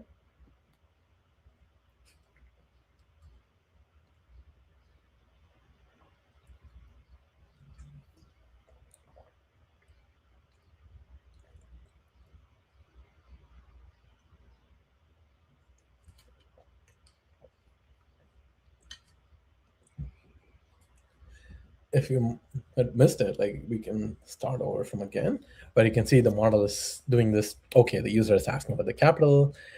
It starts by saying, I remember France, the country in Europe, the capital is usually the main city, right? It's like having an internal conversation with itself. And then it says Paris comes to mind, but then it checks, it decides that it wants to check, it wants to confirm. And then it confirms Paris is the capital. And then it still questions itself again, but why do I think that? And then it says Paris is the largest city in France, Paris is the government based, and then so on. It goes, it's verifying its own thought process here. It's giving all of that. And then some reason it also talks about Eiffel Tower. And then this part is also quite interesting here. It now wonders whether the user is testing the model itself. It thinks whether the user is testing to see whether I know the answer. And then now it's thinking whether this is a trick question, whether people might confuse it with other cities in France. It realizes, nope, those are not the capital, and the capital is definitely Paris. So the answer is Paris, it decided. And now we can see after it did all of that thinking tokens, it produced an end of think token here. So this whole section is typically hidden in models like ChatGPT or Claude. But with open source models, we can see what went into this thinking process. So this part will be hidden typically, and then we see the final answer. The final answer is the capital of France is Paris. It's the largest city and serves as the political, cultural, economic center of France. And end of sentence token, end of message token. So that's what a thinking model produces. And the way it has learned to produce these thinking tokens, it's all coming from this reinforcement learning with verifiable rewards. One thing here. Sorry, Venkatesh. Yes. Yes. Sorry to interrupt you. I just have a quick question on that point before you continue. Yes. It's somewhat philosophical. So with human beings, you can, how can I pose this question? You will know the answer to something, but in certain questions, when answering it, there's a certain level of unsurety, if I can put it that way. And so Sure. with these thinking models, you've mentioned how it's going to be the reinforcement learning with verifiable rewards that assists them in getting to that final answer, reasoning through whatever that question may be. But is there a mathematical function, for example, for a surety, for knowing clearly this is the answer and not this, before I can Right. continue thinking or reasoning more? Right. There is no mathematical guarantees here because at the end of the day, even after all of this training, the model is still only a next token prediction. The guarantees are mostly about the probability of the next token or the next set of tokens. Like there is no mathematical guarantee of the like there's we cannot guarantee mathematically that the model knows what is the capital of France with, let's say, like 90%, 99% accuracy. We can only try repeated experiments and see if the model answers all of those questions correctly, and then we can say, yes, the model is 100% correct in our answers, but there is no theoretical guarantee in that sense. And another thing here is the model does not have a theoretical or a mathematical sense of its own uncertainty. Like that's not baked like that. Like there is no such guarantee. But we hope that as the model has gone through all of this training, like it has learned to answer a question only if it knows for sure. But again, there is no mathematical guarantees there. The model could confidently say something's wrong, and that's why we see things like hallucinations and things like model saying stuff about things that do not exist at all. Those all come because of the fact that the model is still a next token predictor. It's very good at it. It has learned a lot of useful information. It can solve a lot of problems. And we don't know what the boundary is or what all it can accomplish. But we see some of those limits because of what the model at its core is. Hopefully that answers your question. Okay. It does. Thank you so much. Okay. Yes. So through this reasoning process, we've seen that the model learned to develop whatever internal reasoning strategy works for it to get to the final answer. We are not telling the model that it should do all of those. Okay, the user is asking me about this. We're not teaching the model exactly those tokens. The model is learning to produce those tokens through this RLVR strategy and just figuring it out as it goes along to produce the final answer.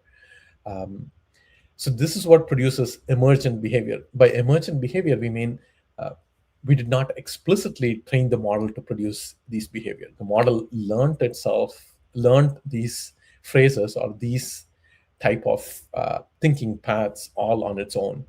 Things like producing more tokens for harder problems. Did the model need to produce those many tokens for a simple question like what is the capital of France? No, but for even more harder problems, the model will use even more thinking tokens than it used now. Or it'll learn to verify its own output, like where we saw the model said initially, pretty early on, that the capital of France is Paris, but then it wanted to check whether its knowledge is correct. It went through other cities. It thought by itself whether the user is asking a trick question. All of those behavior all comes through this reinforcement learning with verifiable rewards. And then this is where also it learns the behavior of backtracking. Just think about it in the case of like a maze, right? Like when you reach a dead end, you go back to where you were before to try a different path. The model learns to do the behavior in this RLVR training process. Here is also where the model learns to break a problem into sub-problems. If you give it a complex math problem or like a complex coding problem, it solves one part at a time. Like it produces first file and then moves on to the next one and so on. We might have some examples like that in fine-tuning, but doing this for much complex problems, the model learned to do all of this just by getting this final reward signal. So now to sum back up to what we saw at the beginning of this presentation, we went from a model on the left, which was instruction tuned, but it had no sense of tokens. It was not able to break the problem into simpler ones, into the model on the right, which is a thinking model, but it thought for a couple of seconds. And we don't know what exactly went into this thought process, but it probably broke this down into individual characters and then learned to reason through that those individual characters count up to 3 and then produce that answer. This is pretty impressive considering that the model does not see the individual letters. All it sees, again, are just tokens, but it's able to go from those tokens through this RLBR thought process to produce the final correct answer. So that is how we get this thinking model at the end through all of these steps that we went through in training a large language model. To sum up, we went from training, feeding in large amounts of internet scale data into pre-training, which gave the model a lot of basic raw knowledge. And then we fine-tuned it to make the model look like a conversational assistant. And then finally, we went through reinforcement learning so that the model can understand subtle differences, learn to be only helpful, not produce harmful responses. And then finally, it also learned to do reasoning, where it can think through, work on itself on a problem before producing the final output. That concludes my presentations, and I'm happy to take more questions. That was fantastic, Venkatesh. Thank you so much for those. We have a number of questions lined up for you. I think people are really engaging well with your presentation. You've really explained a lot of these concepts very, very well. And so I think we'll just get to a few of those. Unless if you have something to add before we get to the questions. Hi, Venkatesh. Thank you for your presentation. I have one question. This is a question that I think I've had for a while. So I've seen some organizations say they prefer prompt tuning to fine tuning, because I know you mentioned it. So what I'd like to hear your say on that one, and do you think there's another, like, a cheaper way of tuning aside these two that I mentioned, that that we're getting more adoption over the time? Because in Africa, I think the core problem obviously is lack of resources, compute and data. So if there are faster ways to tune, with less, that's right for us. Right. Okay. So let's go back to this stage again. As Fanny mentioned, some organizations might choose to do their own fine-tuning, either on top of a pre-trained model, or might even try to do fine-tuning after a model at this stage. But as we saw before, this is expensive. You need to collect fine-tuning data. You need to have GPUs to do that. One workaround around this is what Fanny mentioned, which is prompt tuning. What that means is we still have used just the same model that we have at the end of, let's say, reinforcement learning. So we have this prompt, but instead of just saying how many R's are in strawberry, we say more things in the prompt. Let's say, in this example, like let's actually look at this model example, for example. Instead of asking this model which does not have any way to produce these thinking tokens, we instead ask this model to write code to count the number of R's. Like, that's a way of, we change the prompt. By changing the prompt, we change the problem that the model is trying to solve. So that's one way we could have solved this problem early on without all of this extra fine-tuning. If we were lacking resources, what we would do is we would ask the model to generate code, and then we would run the code ourselves.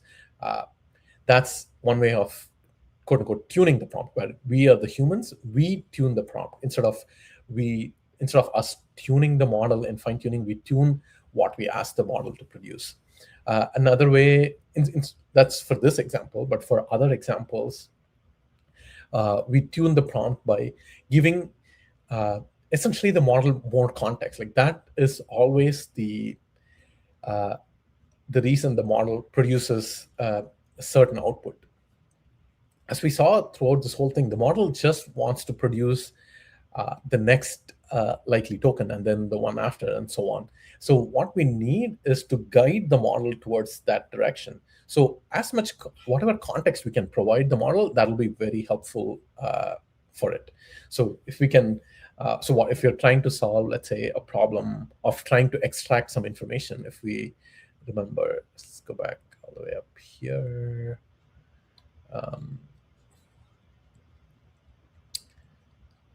Something like this, where, like we just, or actually, let's look at this example. This is a good example where we added this context of this context information about Virgin Australia, and we can just have the model respond just based on this context. So for this, we don't need a super large model. All we need is just to insert this context into the prompt before having our own prompt. So that's one of the things that goes into prompt tuning, where we engineer the prompt to provide the model way more context than it has, so that it can answer the question based on that. That's essentially what would go into prompt tuning for your whatever use case that you might want to tune the prompt. Let's say you try the model out of the box. So let's say you have a question like this. You see the model output is not great. You try to give it more information in the prompt. Let's say we tell the model that it is an expert at classifying fish. So it knows that we are talking about fish classification. So we are guiding it in that direction. Or we provided some Wikipedia entry about some of the different fishes, so it can access that information. Or we provided some search results so that it can use those results from the prompt instead of purely relying on the knowledge it has learned in pre-training and fine-tuning. So those are some ways we can tune the prompt so that the model can get to the final answer. That's a long answer, but hopefully that answered your question.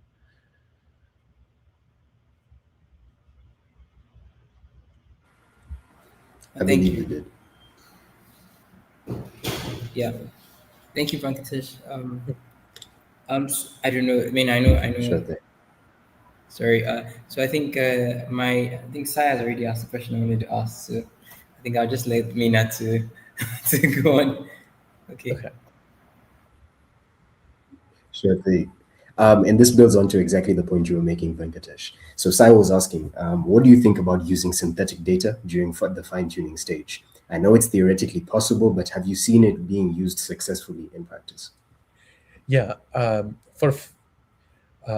Let's look at this stage again. For one thing that people generally tend to avoid is having synthetic data in pre-training, because at this stage, we want the model to only get next token prediction correct. We want the model to learn the messiness of data out there.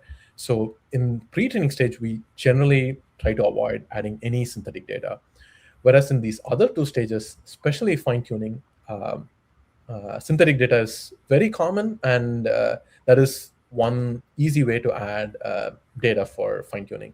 So examples like this, I actually think this example, where you see this output here, this content was actually not written by a human user. I'm pretty sure this output came from another LLM, and that's what was used to train an LLM downstream of that. So probably somebody fed this question, create a Slack bot and so on, into ChatGPT, got the ChatGPT response, and then used that to train their own model. This is very common, and this is very well used in fine-tuning for sure. Like synthetic data works very well for fine-tuning. See, that's fantastic. I think something similar to this is now coming from someone called @the_Elvis_Michael. He asks, does the quality of these data account for all the inaccuracies that we see in answers given by the models themselves? Also, what about improper logic in the code algorithms and architecture?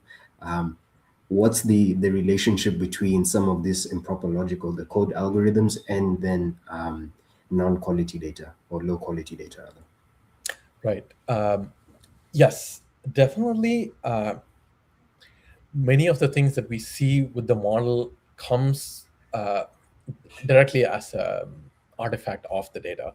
Like if we see the model um, producing, like poorer code structure, it's almost certainly because that's the kind of data the model saw, either in fine tuning, or the model used that kind of code for its in the reinforcement learning to produce its final output, and the model kept producing output like that, and it saw that it was able to pass the test or get rewards, so it decided, yeah, this solution works, so I don't need to try to make it any different. So that's one reason for it producing the code the way it does.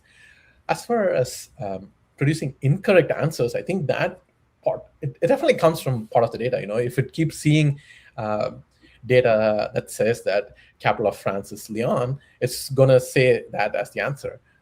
That's definitely one part. But the other part is also that we need to remember that the model is at the micro scale. The model is just trying to produce the next token. So any errors that come are because the model thinks that's the most likely next token. It's not because it's somehow how do I phrase this? It has some uncertainty, but there might be some inherent uncertainty in producing the next tokens, but the model resolved that in this favor. Like the model thinks this is the most likely next token, and it continues from that. So it when we ask it, this especially happened like in the earliest version of ChatGPT, where if you ask the model, let's say, when was the last time goblins landed in Moon, it might not. It's just continuing response, right? It might think I'm continuing a story, so I'm going to say the last time goblins landed was, and then so on. It does not know to deny that question. So most of that behavior it should learn in reinforcement learning, but there are limits of what it can learn, and we don't exactly know what those limits are, or what causes the model to answer certain questions correctly and certain questions incorrectly. Part of it is definitely the data. Other part is really unknown. We are still trying to figure all of this out. I think that's fantastic. You really covered extremely well how that would be done. And there's another question here from Ibukufemi that I think builds onto this or takes it a step further. So he asks, or she asks rather, how can the emergence of unexpected behaviors in large language models pose risks in production environments? And how can we create mechanisms to detect, control, and manage these behaviors effectively? I think this is speaking a bit to the guardrails and how to be able to structure those. Yeah.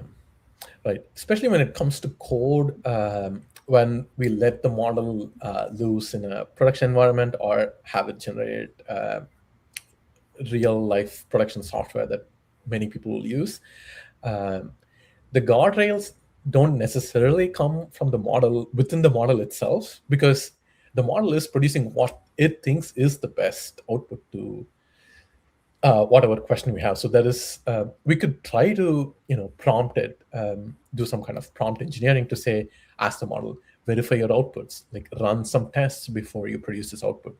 We can do things of that sort, but that still will not stop everything that could go wrong. So we need deterministic hard stops. So in the case of, let's say,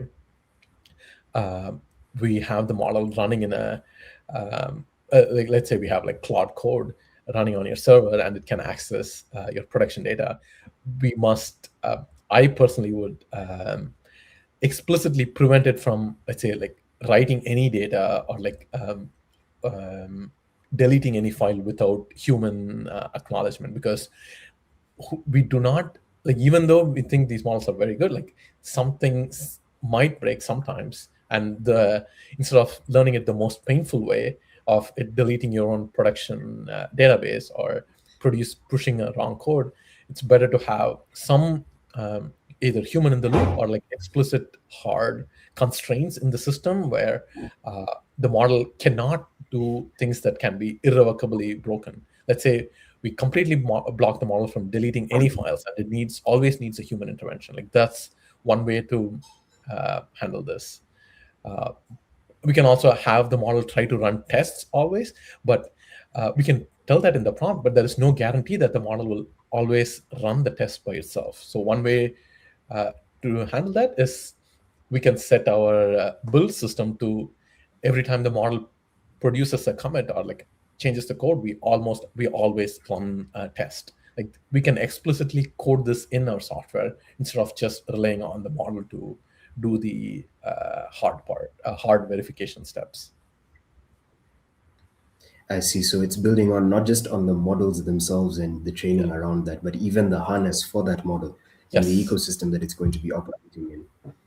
Yes, like especially when it comes to code, and this, I think the harness plays a big role. Sorry, you're saying? So, all good. But essentially, just limiting, for example, their read-write capability or their write capabilities in this example that you had given, amongst a few others. Yeah, exactly. All right. Sorry, Mina. There's another question.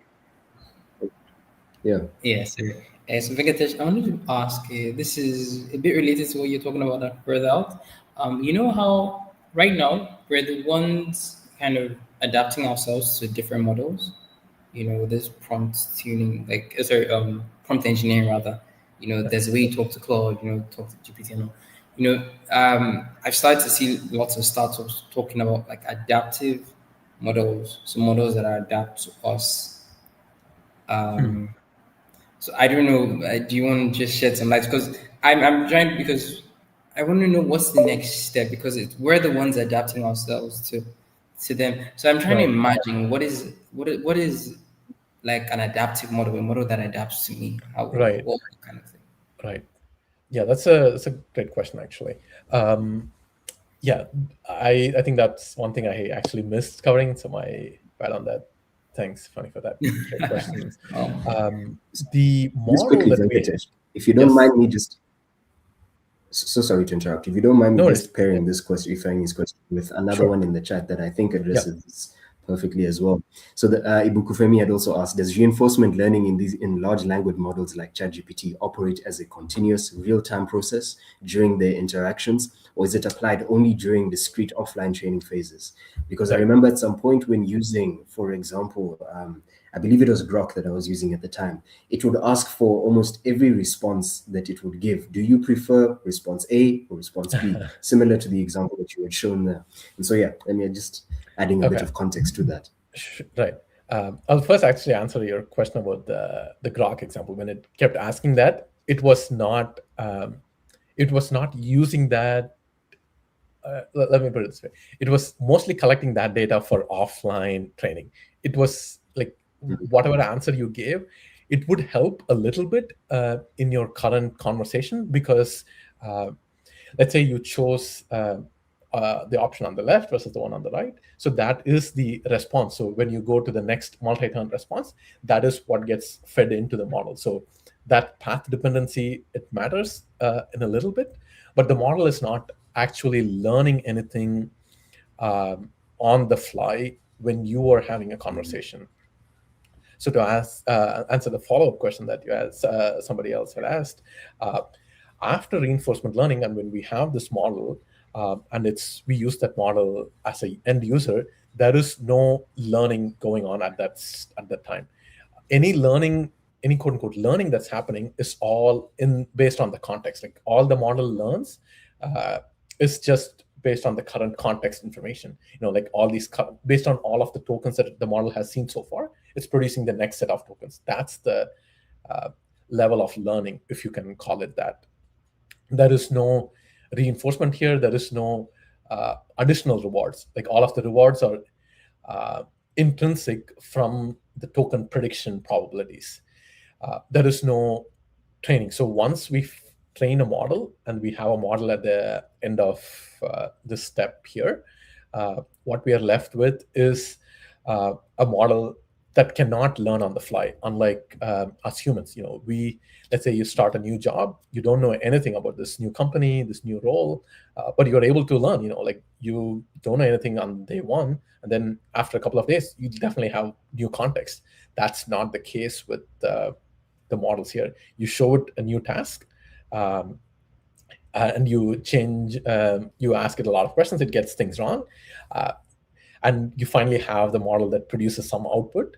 But this model has not learned anything in its internal weights. Like it's all just in this current next token prediction value. So if you keep continuing that same conversation, the model will have a better way of answering that same type of question. And that's because the model is all of the models at all of these stages is still able to reason things within the current context. Like we saw that in pre-training, right? Like that's why the model was. This is a form of learning. What is the capital of France? Paris. Like it has learned this association. It has learned to produce this answer for this question. This is called in-context learning, where you have this information in context or this question in the context, and the model is learning the output. But that is not how we as humans learn. We don't answer the question of what is the capital of Paris just because we have seen the question and answer before, because we answer it that way because we have learned this hard fact. And we are, that part is still missing for these models. And that goes to the question that Ifani asked about these adaptive models. My best guess for how these adaptive models work is what they do is they, based on every conversation you have had with that model, they synthesize some information or some summary based on the conversation and write it to an external database or an external file, for example. Just this, let's say you are a computer programmer who preferably writes to write code in Python. So and you keep asking the model a lot of questions around that. The model has learned that you prefer to write Python code, so it writes that information to some file so that the next time you ask it about producing some code, it produces only Python code and not, say, Java code, for example. Or you are you ask it some questions about geopolitics.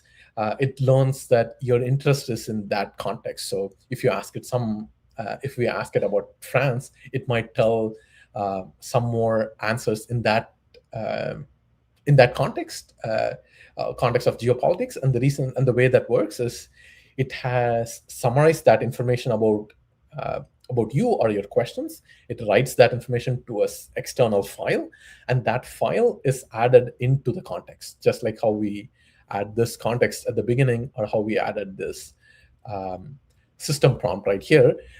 This external file is added in as a part of the system prompt, and that's probably all handled by the harness. But the model is not adapting in a way, but it's just all modifications in the prompt. As far as I know, at least, the model that we have at the end of all of this training, we have not gone beyond a paradigm where we deploy the model and the model learns on the fly. Like that is still not a thing. Like we still train, we still do training offline. We can only collect this information and store it in some database or some files and feed that into the context.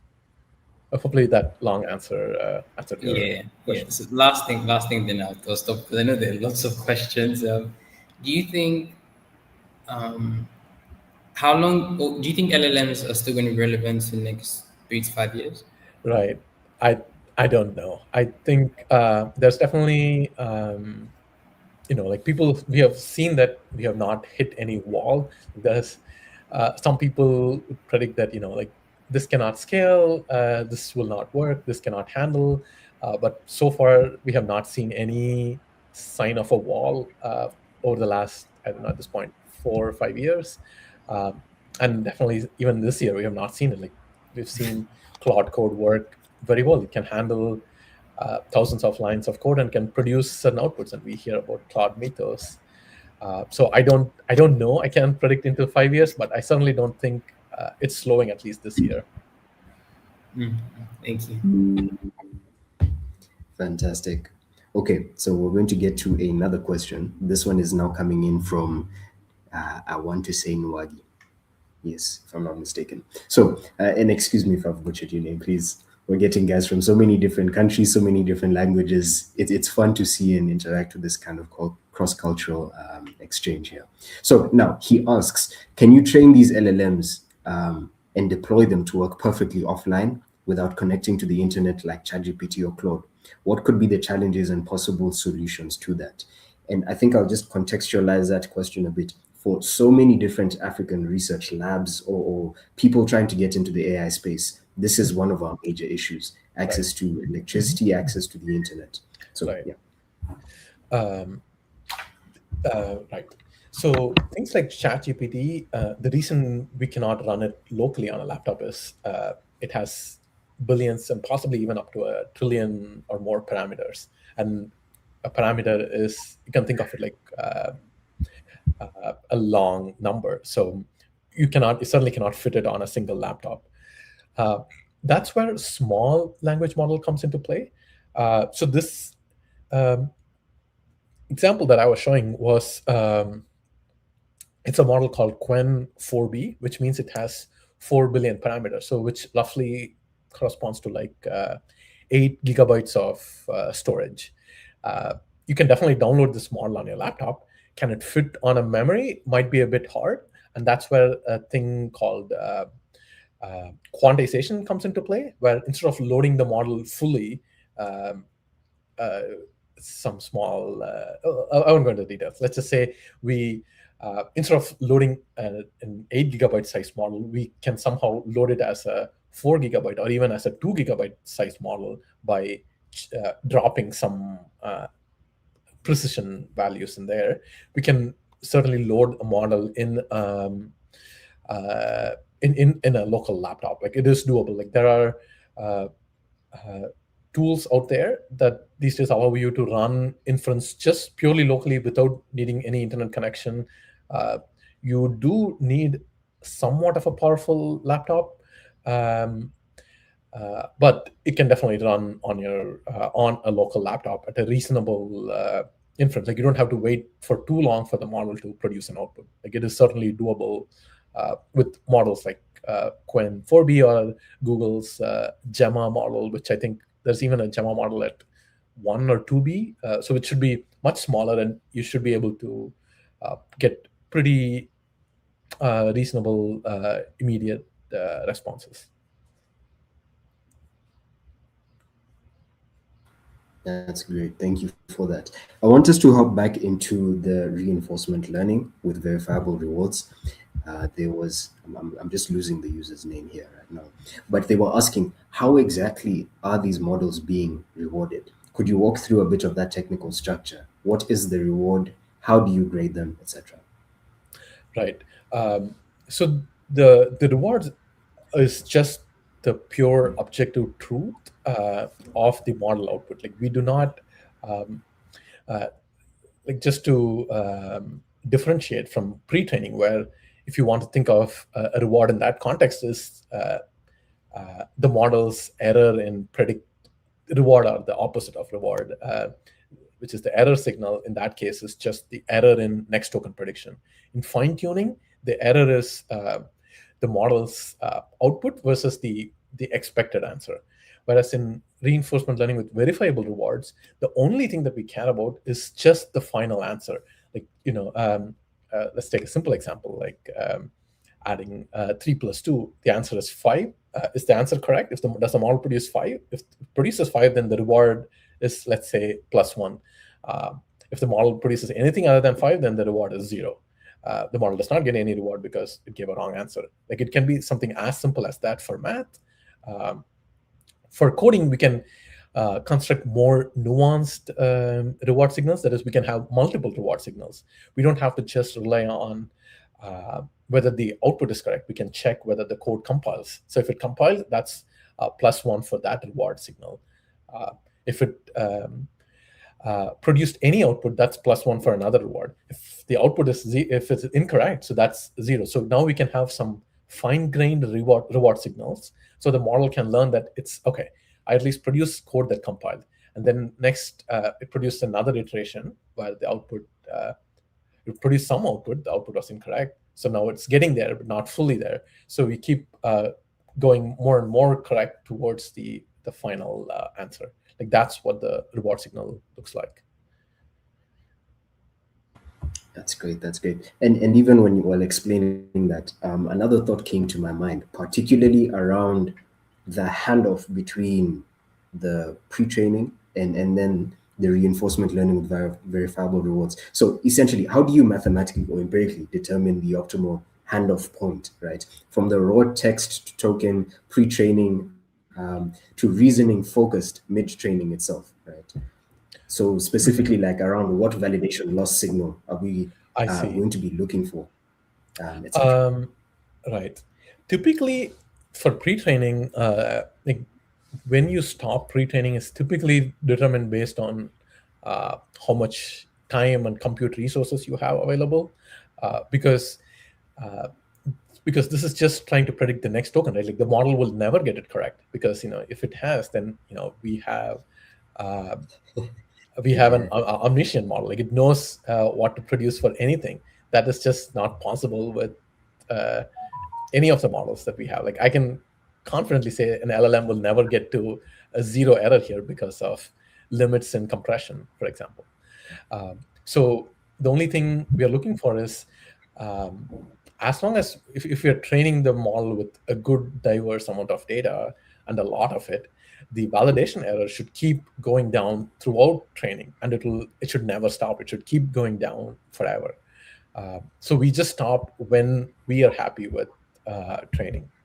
There are some ideas like scaling curves, which tell you what is an optimal amount of time to spend on pre-training to get, given your limits of compute, what is an optimal amount of training time to spend. And that's one way to determine how long to train. But if you don't really care about that, and you have infinite, or let's say a large amount of, let's say you can train your model for a couple of months, like then by all means keep training until you reach that time. I think that makes sense. Okay. Now, another issue that we face here in Africa is access to compute. Also just trying to recontextualize the conversation here. So looking at things like the topic of tokenomics, right? So the AI industry itself has shifted its competitive language towards what we're calling nowadays as tokenomics, right? The economics of inference at the token level itself. So yeah, AI has now become the single fastest growing line item in corporate technology budgets. If you look at, for example, I remember seeing Dylan Patel, the CEO of Semi-Analysis, talking about how they're spending about 25% of their revenue on token and inference time, etc., in some of their workloads. Now, the issue is with different languages, or different languages rather, require different numbers of tokens, right? From the complex scripts themselves to low resource languages.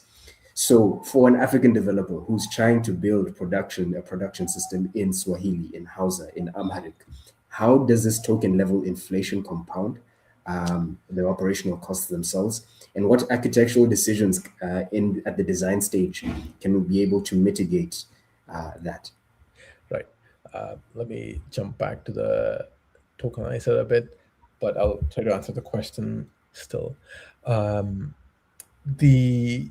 There's two things that we can do at the architecture level if we are able to modify that to reduce the amount of token spent.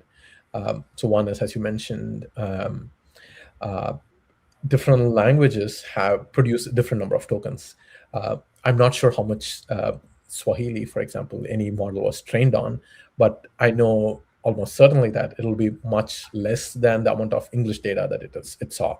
And because of that, the tokens that these models produce, it's going to take a while. Let me just jump ahead. Back over here. Okay. Like even this, how the strawberry was split into 3 tokens. So these 1, 2, 3, 5 how many characters? 10 characters of strawberry was split into 3 tokens. Whereas in Swahili, a single word might be split into 4, 5, 6 tokens. And, like we end up, if you're using a model provider's model, you're going to be paying for all of those tokens just for the model to read your text, and then for the model to produce the output as well. And again, you'll be paying for all of those tokens.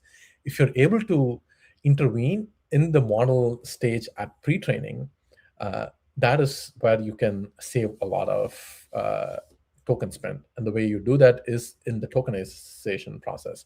So we did not touch deeply into this, but if we can modify the tokenizer to have a better grasp of your language at hand, like Swahili or any other languages that you want your model to perform very well on, by modifying the tokenizer to produce fewer tokens for your languages, by introducing new tokens there. So you would have to, I did not touch on this again, but you'll have to retrain the tokenizer, and then you will have to do some sort of pre-training. You do not have to train again from scratch, but you just introduce new tokens, and then there is some form of training of continued pre-training, where the model learns to adapt to these new tokens that were introduced. And then you can do that, repeat the fine-tuning. So now you have a model that can produce and consume less tokens for the languages that you want to produce the model for.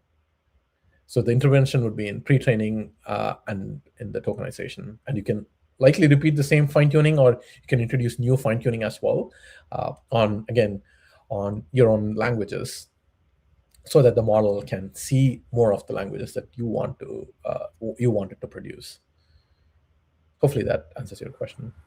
It does. I think it gives us a bit of a stepping stone or a framework that we can use to work around how to structure those, the token framework that we're going to be using in some of these local languages. Because like I was mentioning previously, I've seen, particularly in a number of different AI labs on the continent, how this has been one of the major issues. It becomes even more expensive for the people who have lower resources to train some of these models in their local languages, especially around this, the tokenomics itself. So thank you for that.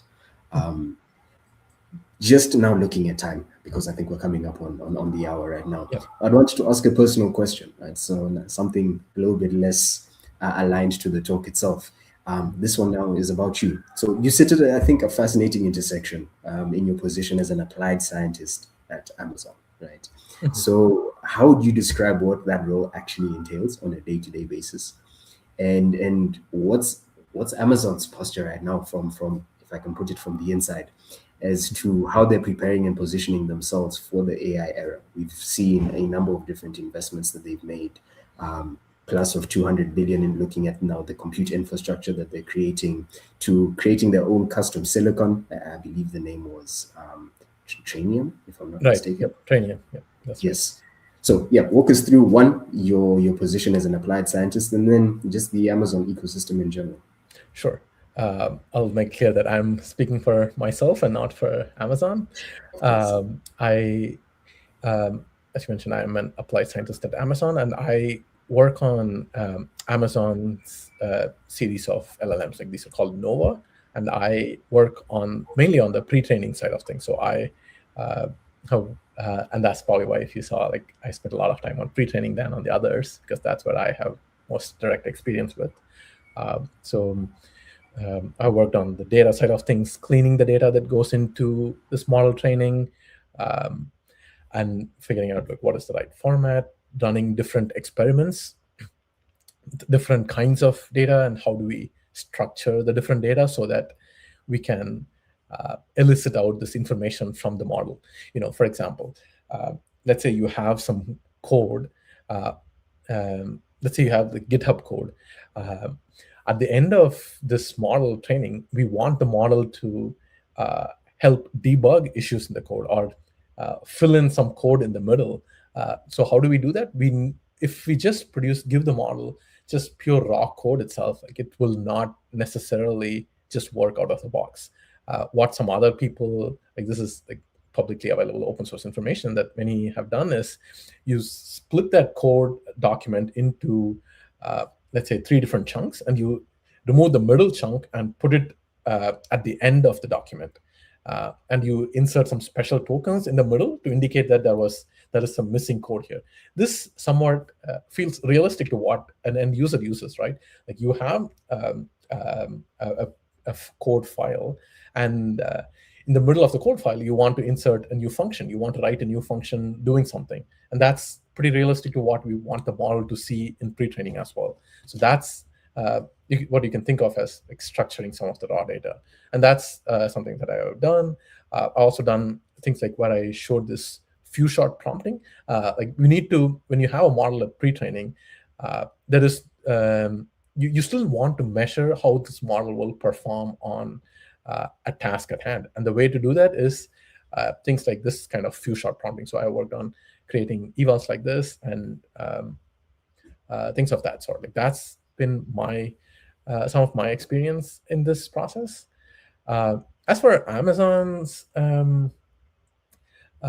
place in this, again, I can't really speak too much about it, but like as you mentioned, like Amazon is involved in all parts of this whole process. Like Amazon, like we produce chips that can be used for training. Amazon has data centers where models can be hosted. Like for example, like if you're using either Amazon's Nova models or OpenAI or Anthropic's models, they all can exist. They all exist on AWS, Amazon's Web Services, and you can use them through a single API call. We don't need to worry about figuring out how to set up inference for a model. You can just get it out of the box pretty easily. And then we're also involved in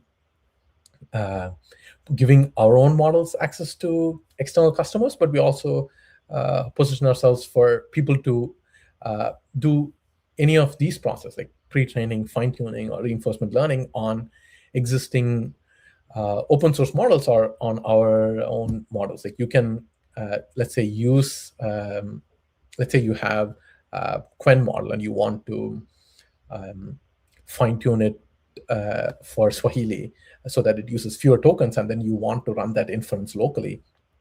Amazon has things that you can use to do this training on Amazon servers so that you don't have to run it on your own servers. You still have to pay for that, but it provides you the infrastructure needed to do any of this continuing from an existing model.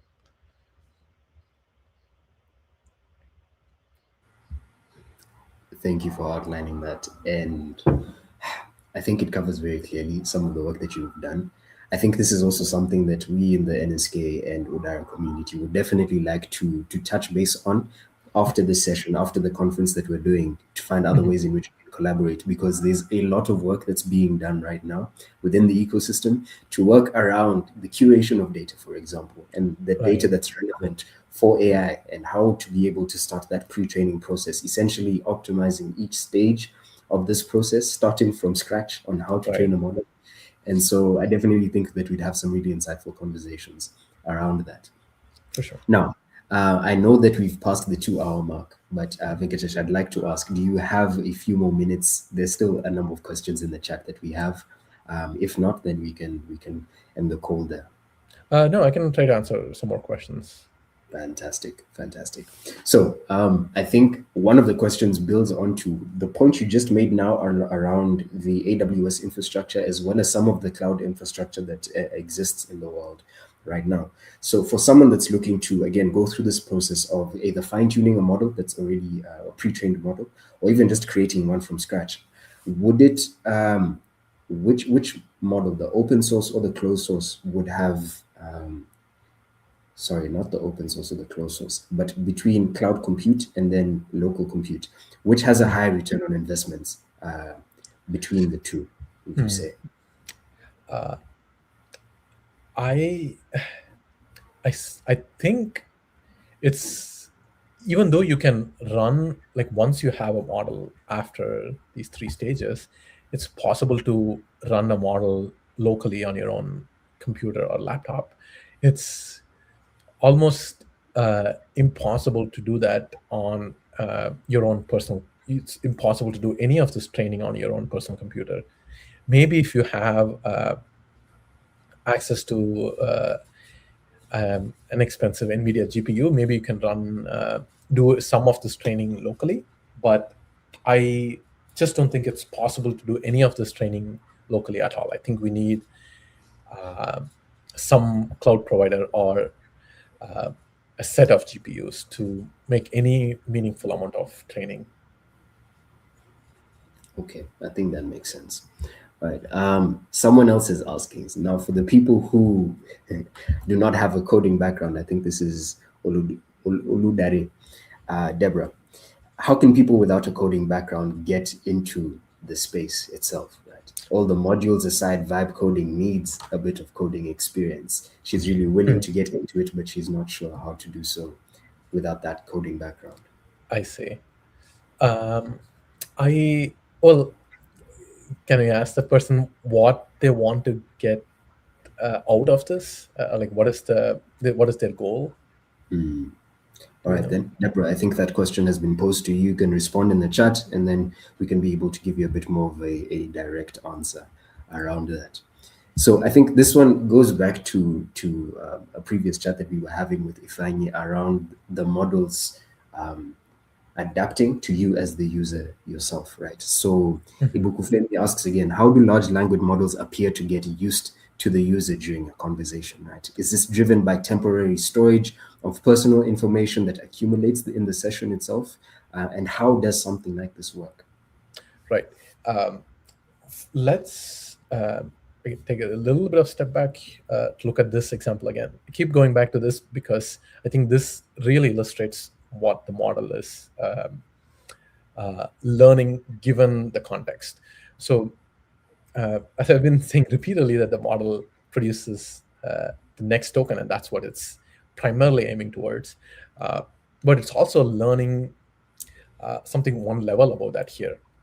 Here it has not just, it has learned quite a few different things based on these examples. It's learned that right after this question, it should produce a space because that's what it produces here.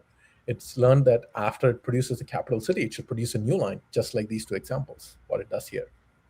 So that's the form of adapting that the model learns in a conversation. So this is all, again, just coming from the next word prediction. It's seen this happen, just these two examples. That's enough for the model to learn to structure its output like this. And that's how it learns certain things in a given conversation. It's not necessarily storing anything separately, even though it can. All of that adaptation is coming from given all of that conversation that we have going. So for example, like here, I know this example is pretty long, but let's just look at the user question was asking it to create a bot, a Slack bot. Then the model response gave it a series of steps. That goes all the way here. And then the user here says, it seems like a solid plan, but can you provide more details? So when the user says this, the model again sees all of these messages. So in its context, it has the first question, its response, and then the user question again. So it can see how this whole conversation progressed until this stage. So based on that, it's able to adapt to give its next response. And that's how this adaptation happens within a given conversation, all thanks to the next token prediction and things that it has in its context from this conversation and whatever was in the system prompt. I think that's very relevant. And like you were mentioning previously, it's continuing the entire process, right? Yes. So your response and the model's response aren't two separate conversations happening. All of it is still the next token. Okay. Yes, exactly. This part, again, I want to emphasize, like it's learning to produce text that looks like a conversation. It's continuing the conversation. So given that we have had all of this conversation back and forth, or this, like examples looking like this, so it's continuing that same thing. It's not trying to break out of that pattern. It's continuing that same pattern. That definitely makes sense. I hope that answers your question. All right, another one that came in from Sai was how do you decide the right mix of data to get the desired behavior mix, right? The type of data and the percentages itself. So can you tell it that before trying to get the response, or is it a trial and error basis? Right. I would say it's there is no fixed rules. especially in pre-training. There's been a lot of research trying to figure out like optimal ratios of different data sets, but most of it is, I would say, trial and error. And also there is some amount of knowledge that we already have. We want the model to do well on coding. So to do that, we need a certain amount of code data. But at the same time, we maybe there are I don't know, like a couple of hundreds of billions of tokens of code data on the internet. But the code data is much less than general websites. So by the nature of the internet, we have much less code data than internet. So we will need to show code data more times than general websites for the model during pre-training. But at the same time, we don't want to keep showing the same piece of code to the model 10 times, 20 times. The reason for that is, especially in pre-training, because we are only forcing the model to just learn to predict the next token, if we keep showing the same piece of text over and over again, the model will just overfit to that text. So to prevent that, we don't show the same piece of text.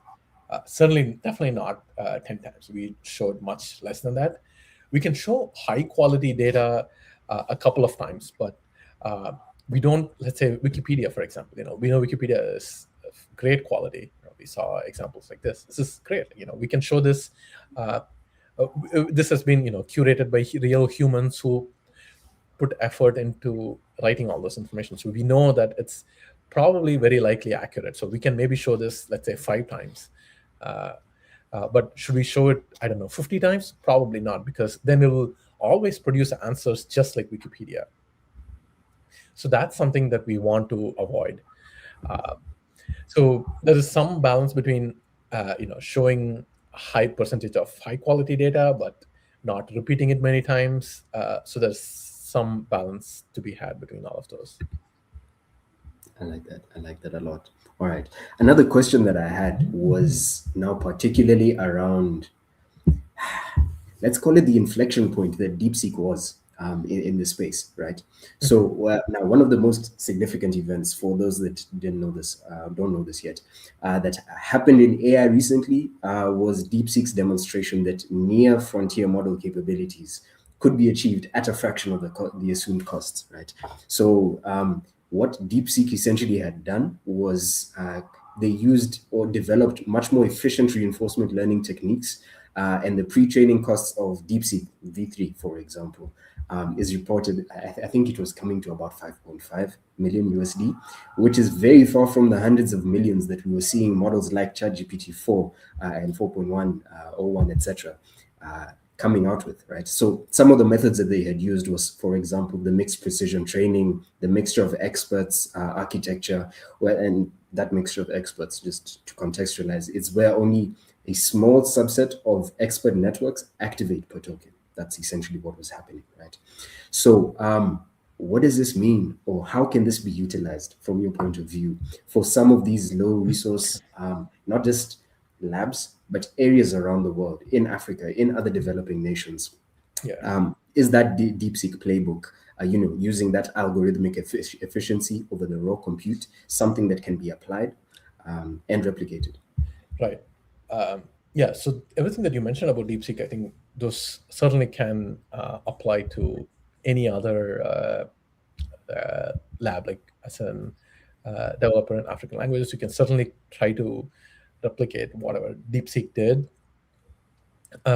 using the algorithmic improvements, using the data improvements they had. There's also one other big component, which is they very likely distilled the model training. The distillation means that you train a smaller model using a much larger model. In DeepSeek's case, it's widely believed that they trained from some of the frontier models like ChatGPT or Claude.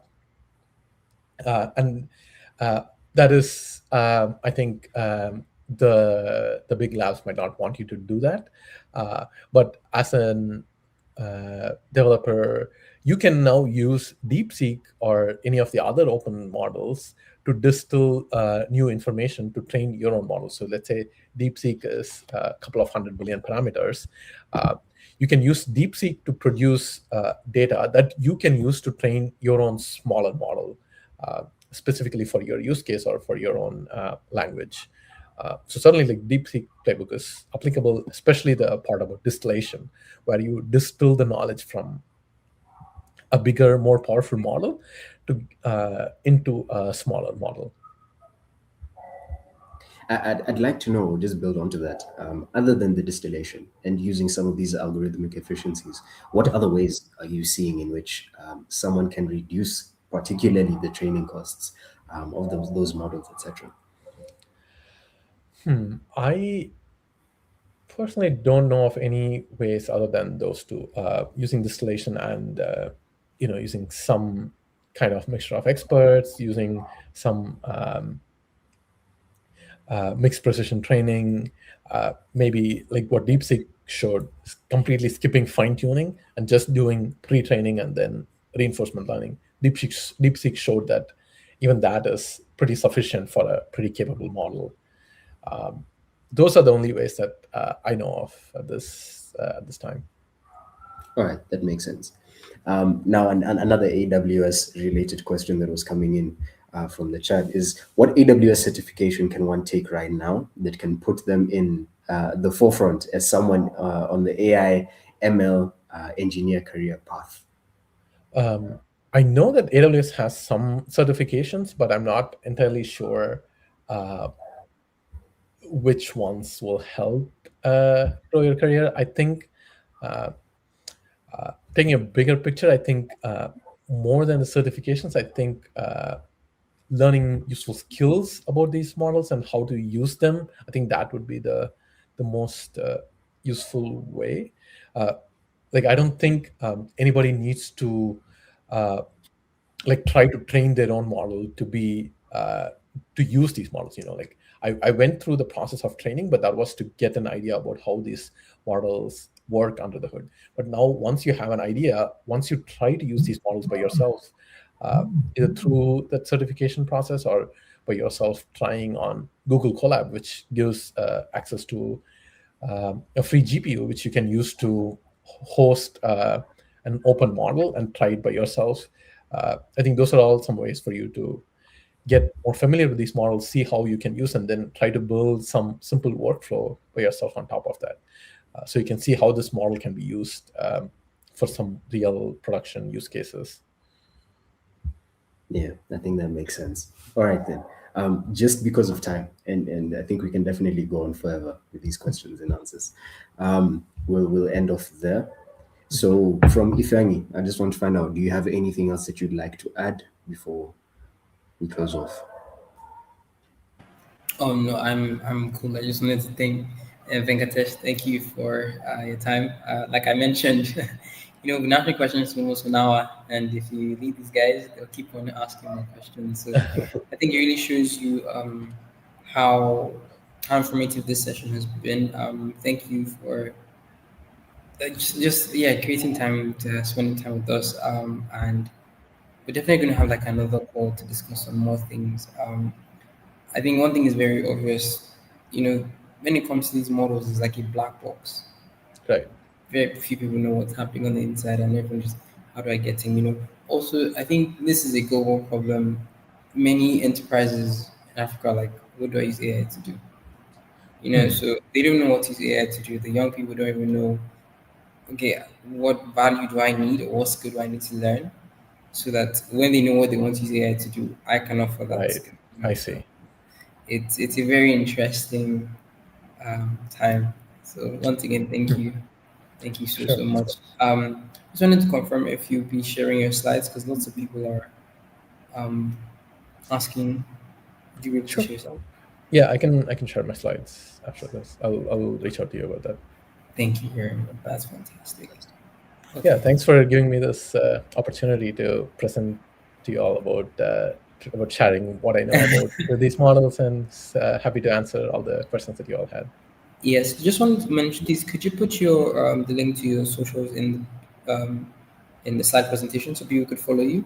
If you want to even put it in the chat now, because put it in the comments. You could put it in the presentation and put it in the chat so that people could follow you on your LinkedIn. Oh, okay. I can put it in the presentation when I share the presentation. If that works. I also like in chat because I know the people that want to. Yeah, if you have my LinkedIn, you can put that in the chat as well already. I don't. Okay, let me get that. Okay. Great stuff. All right then, Venkatesh, from my end, again, just thank you so much for coming, spending some time on a Sunday to present and talk about AI and how this is working, building some of these production grade systems. I think this was very informative, and it's walked us through almost the entire process of doing something like this. And so, again, thank you from our end. We'll definitely keep the door open for any future collaborations.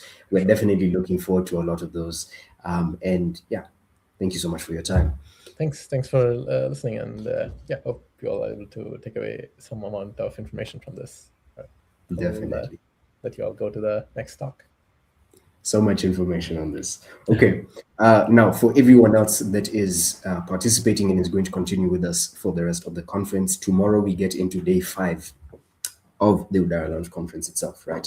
And for this specifically, we're going to be having Jesse Swan. For those that remember from the 2025 bootcamp that we had, this is a returning speaker. This is someone who has already been part of the NSK community. He has already contributed to some of the things that we're doing. And so he's going to be covering a session that's titled Vibe Coding, right? So looking at AI and music in art and in storytelling. And personally, for me, I think this is so important, especially the storytelling aspect, because honestly speaking, especially for Africans, this is something that we have lacked in significantly, right? The story has always been told by some of these Western powers or these colonial powers about Africa, of Africa. And so this is a way in which we can think about how we can integrate the storytelling capability of Africans by Africans into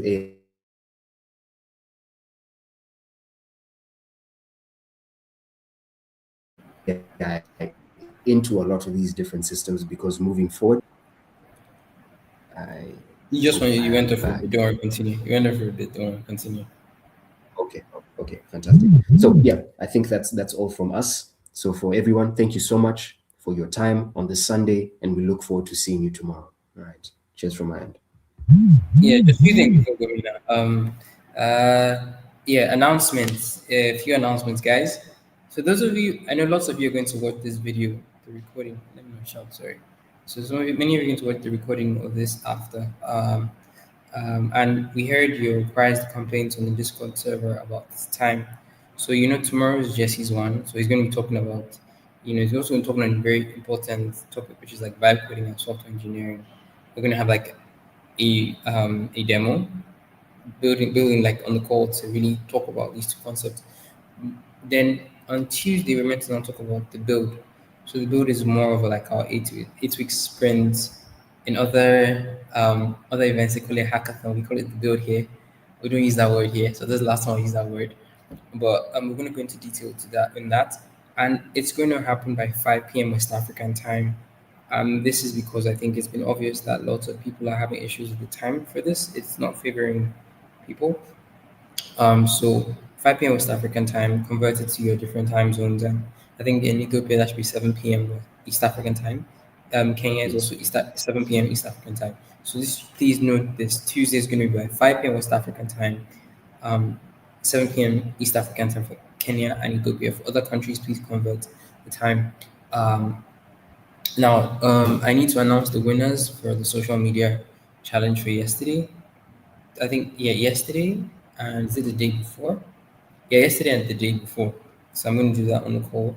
And tomorrow you're going to have the final quiz. So there'll be a quiz that like encompasses everything we've done from day one. It comprises everything we've done from day one. Sorry, give me a second.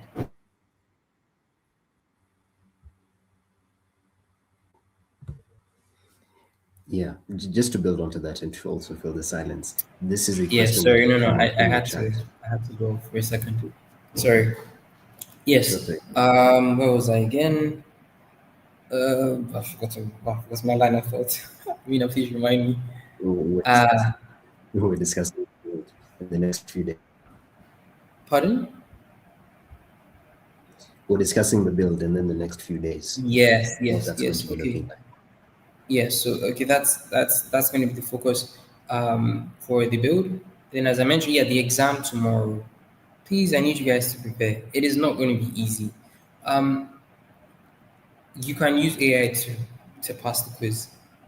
I'll say this for free. You can use AI, but the reality is, you know, you've wasted no, you've spent time, quality time, on like day one all the way to this point. You do yourself a disservice if you don't gain anything. And the idea behind the quiz is for you to test yourself. The questions are not going to be easy. I'll be honest, and it's deliberate because it's really to challenge yourself. What do you know? You know, what do you know? So Elvis, yes, I remember when I announced the winners too.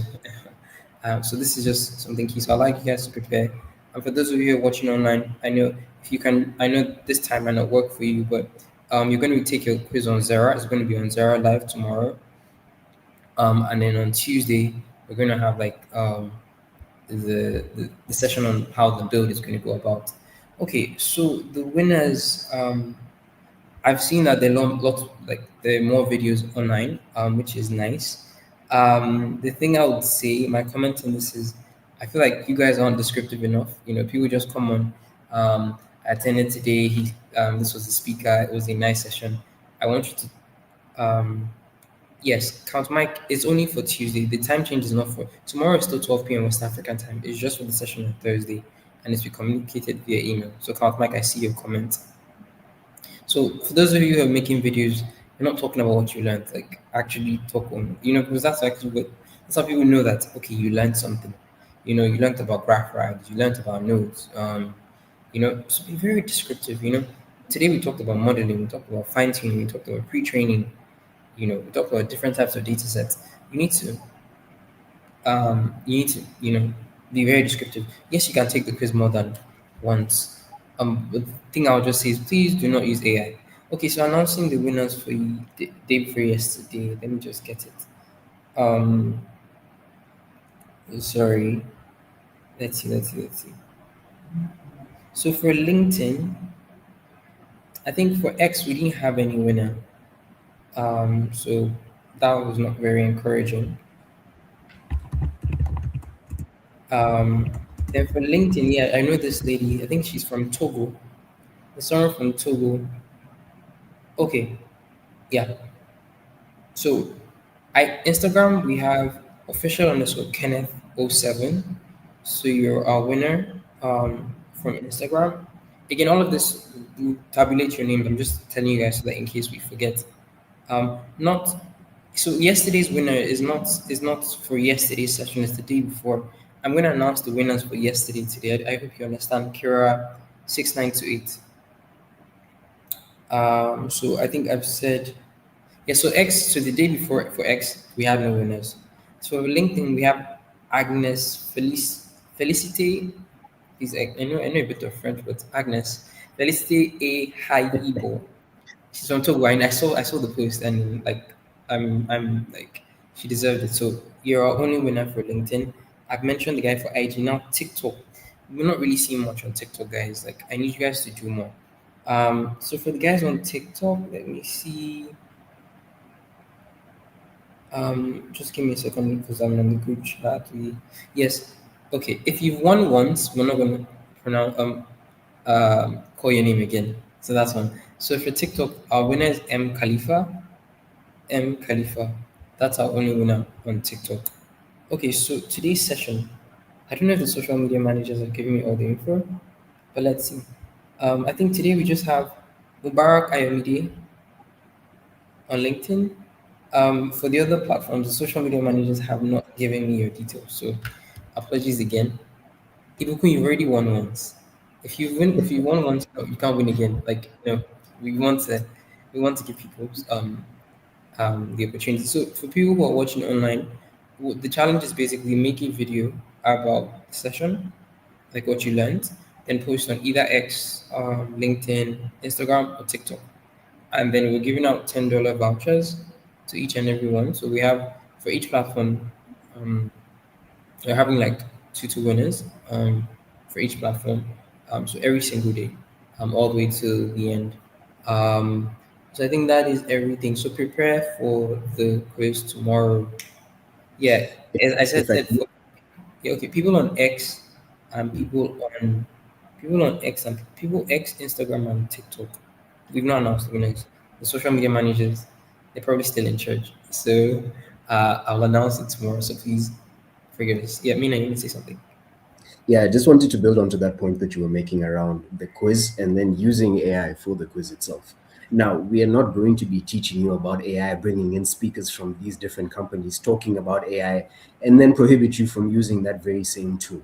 What we're going to emphasize, though, is you using it efficiently and intelligently. If you're going to be, and I say this particularly because a large number of the people attending are undergraduate students in university. We understand that in undergrad, a lot of people are going to be meeting assignment deadlines and doing the test on the day on the way to class, for example. But for something like this, and even in every other aspect of your life when learning something, you, instead of using AI to answer all of your questions, ask it to guide you as to how to think about answering that specific question. Not giving you the answer, but the first step, the direction that you can be able to use. There are other ways in which you can be a lot more efficient and intelligent in your application of AI in the different spaces that you're in, but especially for test taking or for assignments. That doesn't make you stop learning, because if we're being honest, there's a large population of people that are using AI as a crutch. This is the only thing that they can use to think for them. Without that AI, they would not be passing in class. Without that AI, they would not be passing their exams. And so for us, we're trying to create a large population of Africans that know how to apply this intelligently, efficiently, in a way that enhances your own personal intellectual capabilities. Okay, so this is just to keep in mind for this test. This is a great opportunity to try and practice and put something like this into practice, rather. Thanks. Thank you, Mina. Lovely, lovely, lovely. So someone just asked with the prizes, when are we going to give out the prizes? So it will most likely given out during the build. No, because there's some few things we need to work on. Again, please, for those of you who posted on X, I only mentioned winners for LinkedIn. Again, because you posted doesn't necessarily mean you're going to win. I need to make this clear to you guys. If you just post and you do not actually talk about what you learned, you do not qualify. I will say this again, you have to talk about what you learned from the session. Because I've seen many videos. On LinkedIn particularly, we had people that did not meet this criteria and there was no winner. We do see your posts. It's just you need to talk about what you learned, because that's the only way we can justify you learned something. Talk about what you learned. It speaks volumes. So again, the prize we're giving during the build, which is the build is going to run for 8 weeks. So along within that time, the reason why I'm mentioning the handles is so that you can keep us accountable if we don't reach out. But we're definitely going to reach out. We have your social media handles. Just wanted to say that. The video will be available on YouTube for those of you. Obviously, I guess you guys already know. Again, please join the Discord server. It is very, very critical.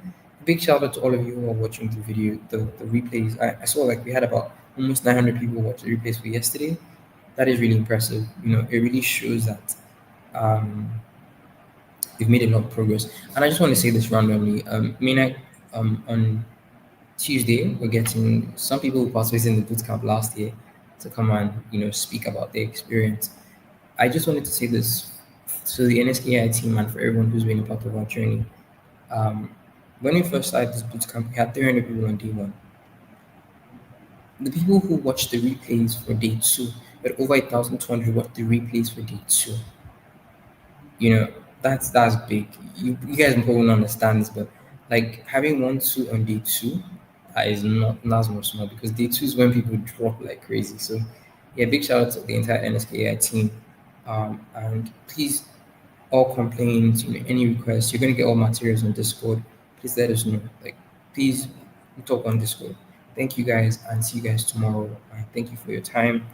I really hope that this entire project is the beginning for you guys. I know GraphRag was hard yesterday, but personally, I'm excited and I want you guys to push. This is just me giving you a clue. Make sure if you really want to learn it during the build, which is going to run for 8 weeks, ask yourself one question: how can I integrate GraphRag into my project? That is the trick. You're learning a complex concept. Now you actually have a product where you're going to be forced to learn that thing. If you're learning it again without building, it's a different experience. But if you're learning it because you want to use it to build, that's a different experience entirely. Vitali talked about it yesterday, that he learned about Rust, different programming languages because he was building. If he had just, oh, I want to learn different programming language, it's a different ballgame. Because he was using to build, it was like, oh, okay, this is how you guys do it. It's not that hard. So that is the idea. So you learn by building. I don't know if Rita is on this call. Rita, if you're on this call, please do text me later. Thank you. I guess you want to say something. I've spoken too much. No, man, I'm all good. I think we can call it a day. Just Yeah. again, thank you to everyone. It's a Sunday. It's the end of the weekend, just before we get back to work, before we get back to school on Monday. And so we really, really do appreciate you taking the time to be with us today. We look forward to tomorrow, Tuesday, and then starting off the build. Like Ifeanyi says, there's no better way to learn than by applying. And so we're going to start applying with each one of you. Thanks, guys, and have a good evening, afternoon, morning, wherever you're coming in from. We even have Vitali in the chat. This is fantastic. I'd love to see this. Yes, Vitali. There were a lot of things that you made that were very useful. Everyone is using GraphRag. Everyone is using GraphRag for the project. So make it mandatory in the build. And bye. Thanks. Cheers.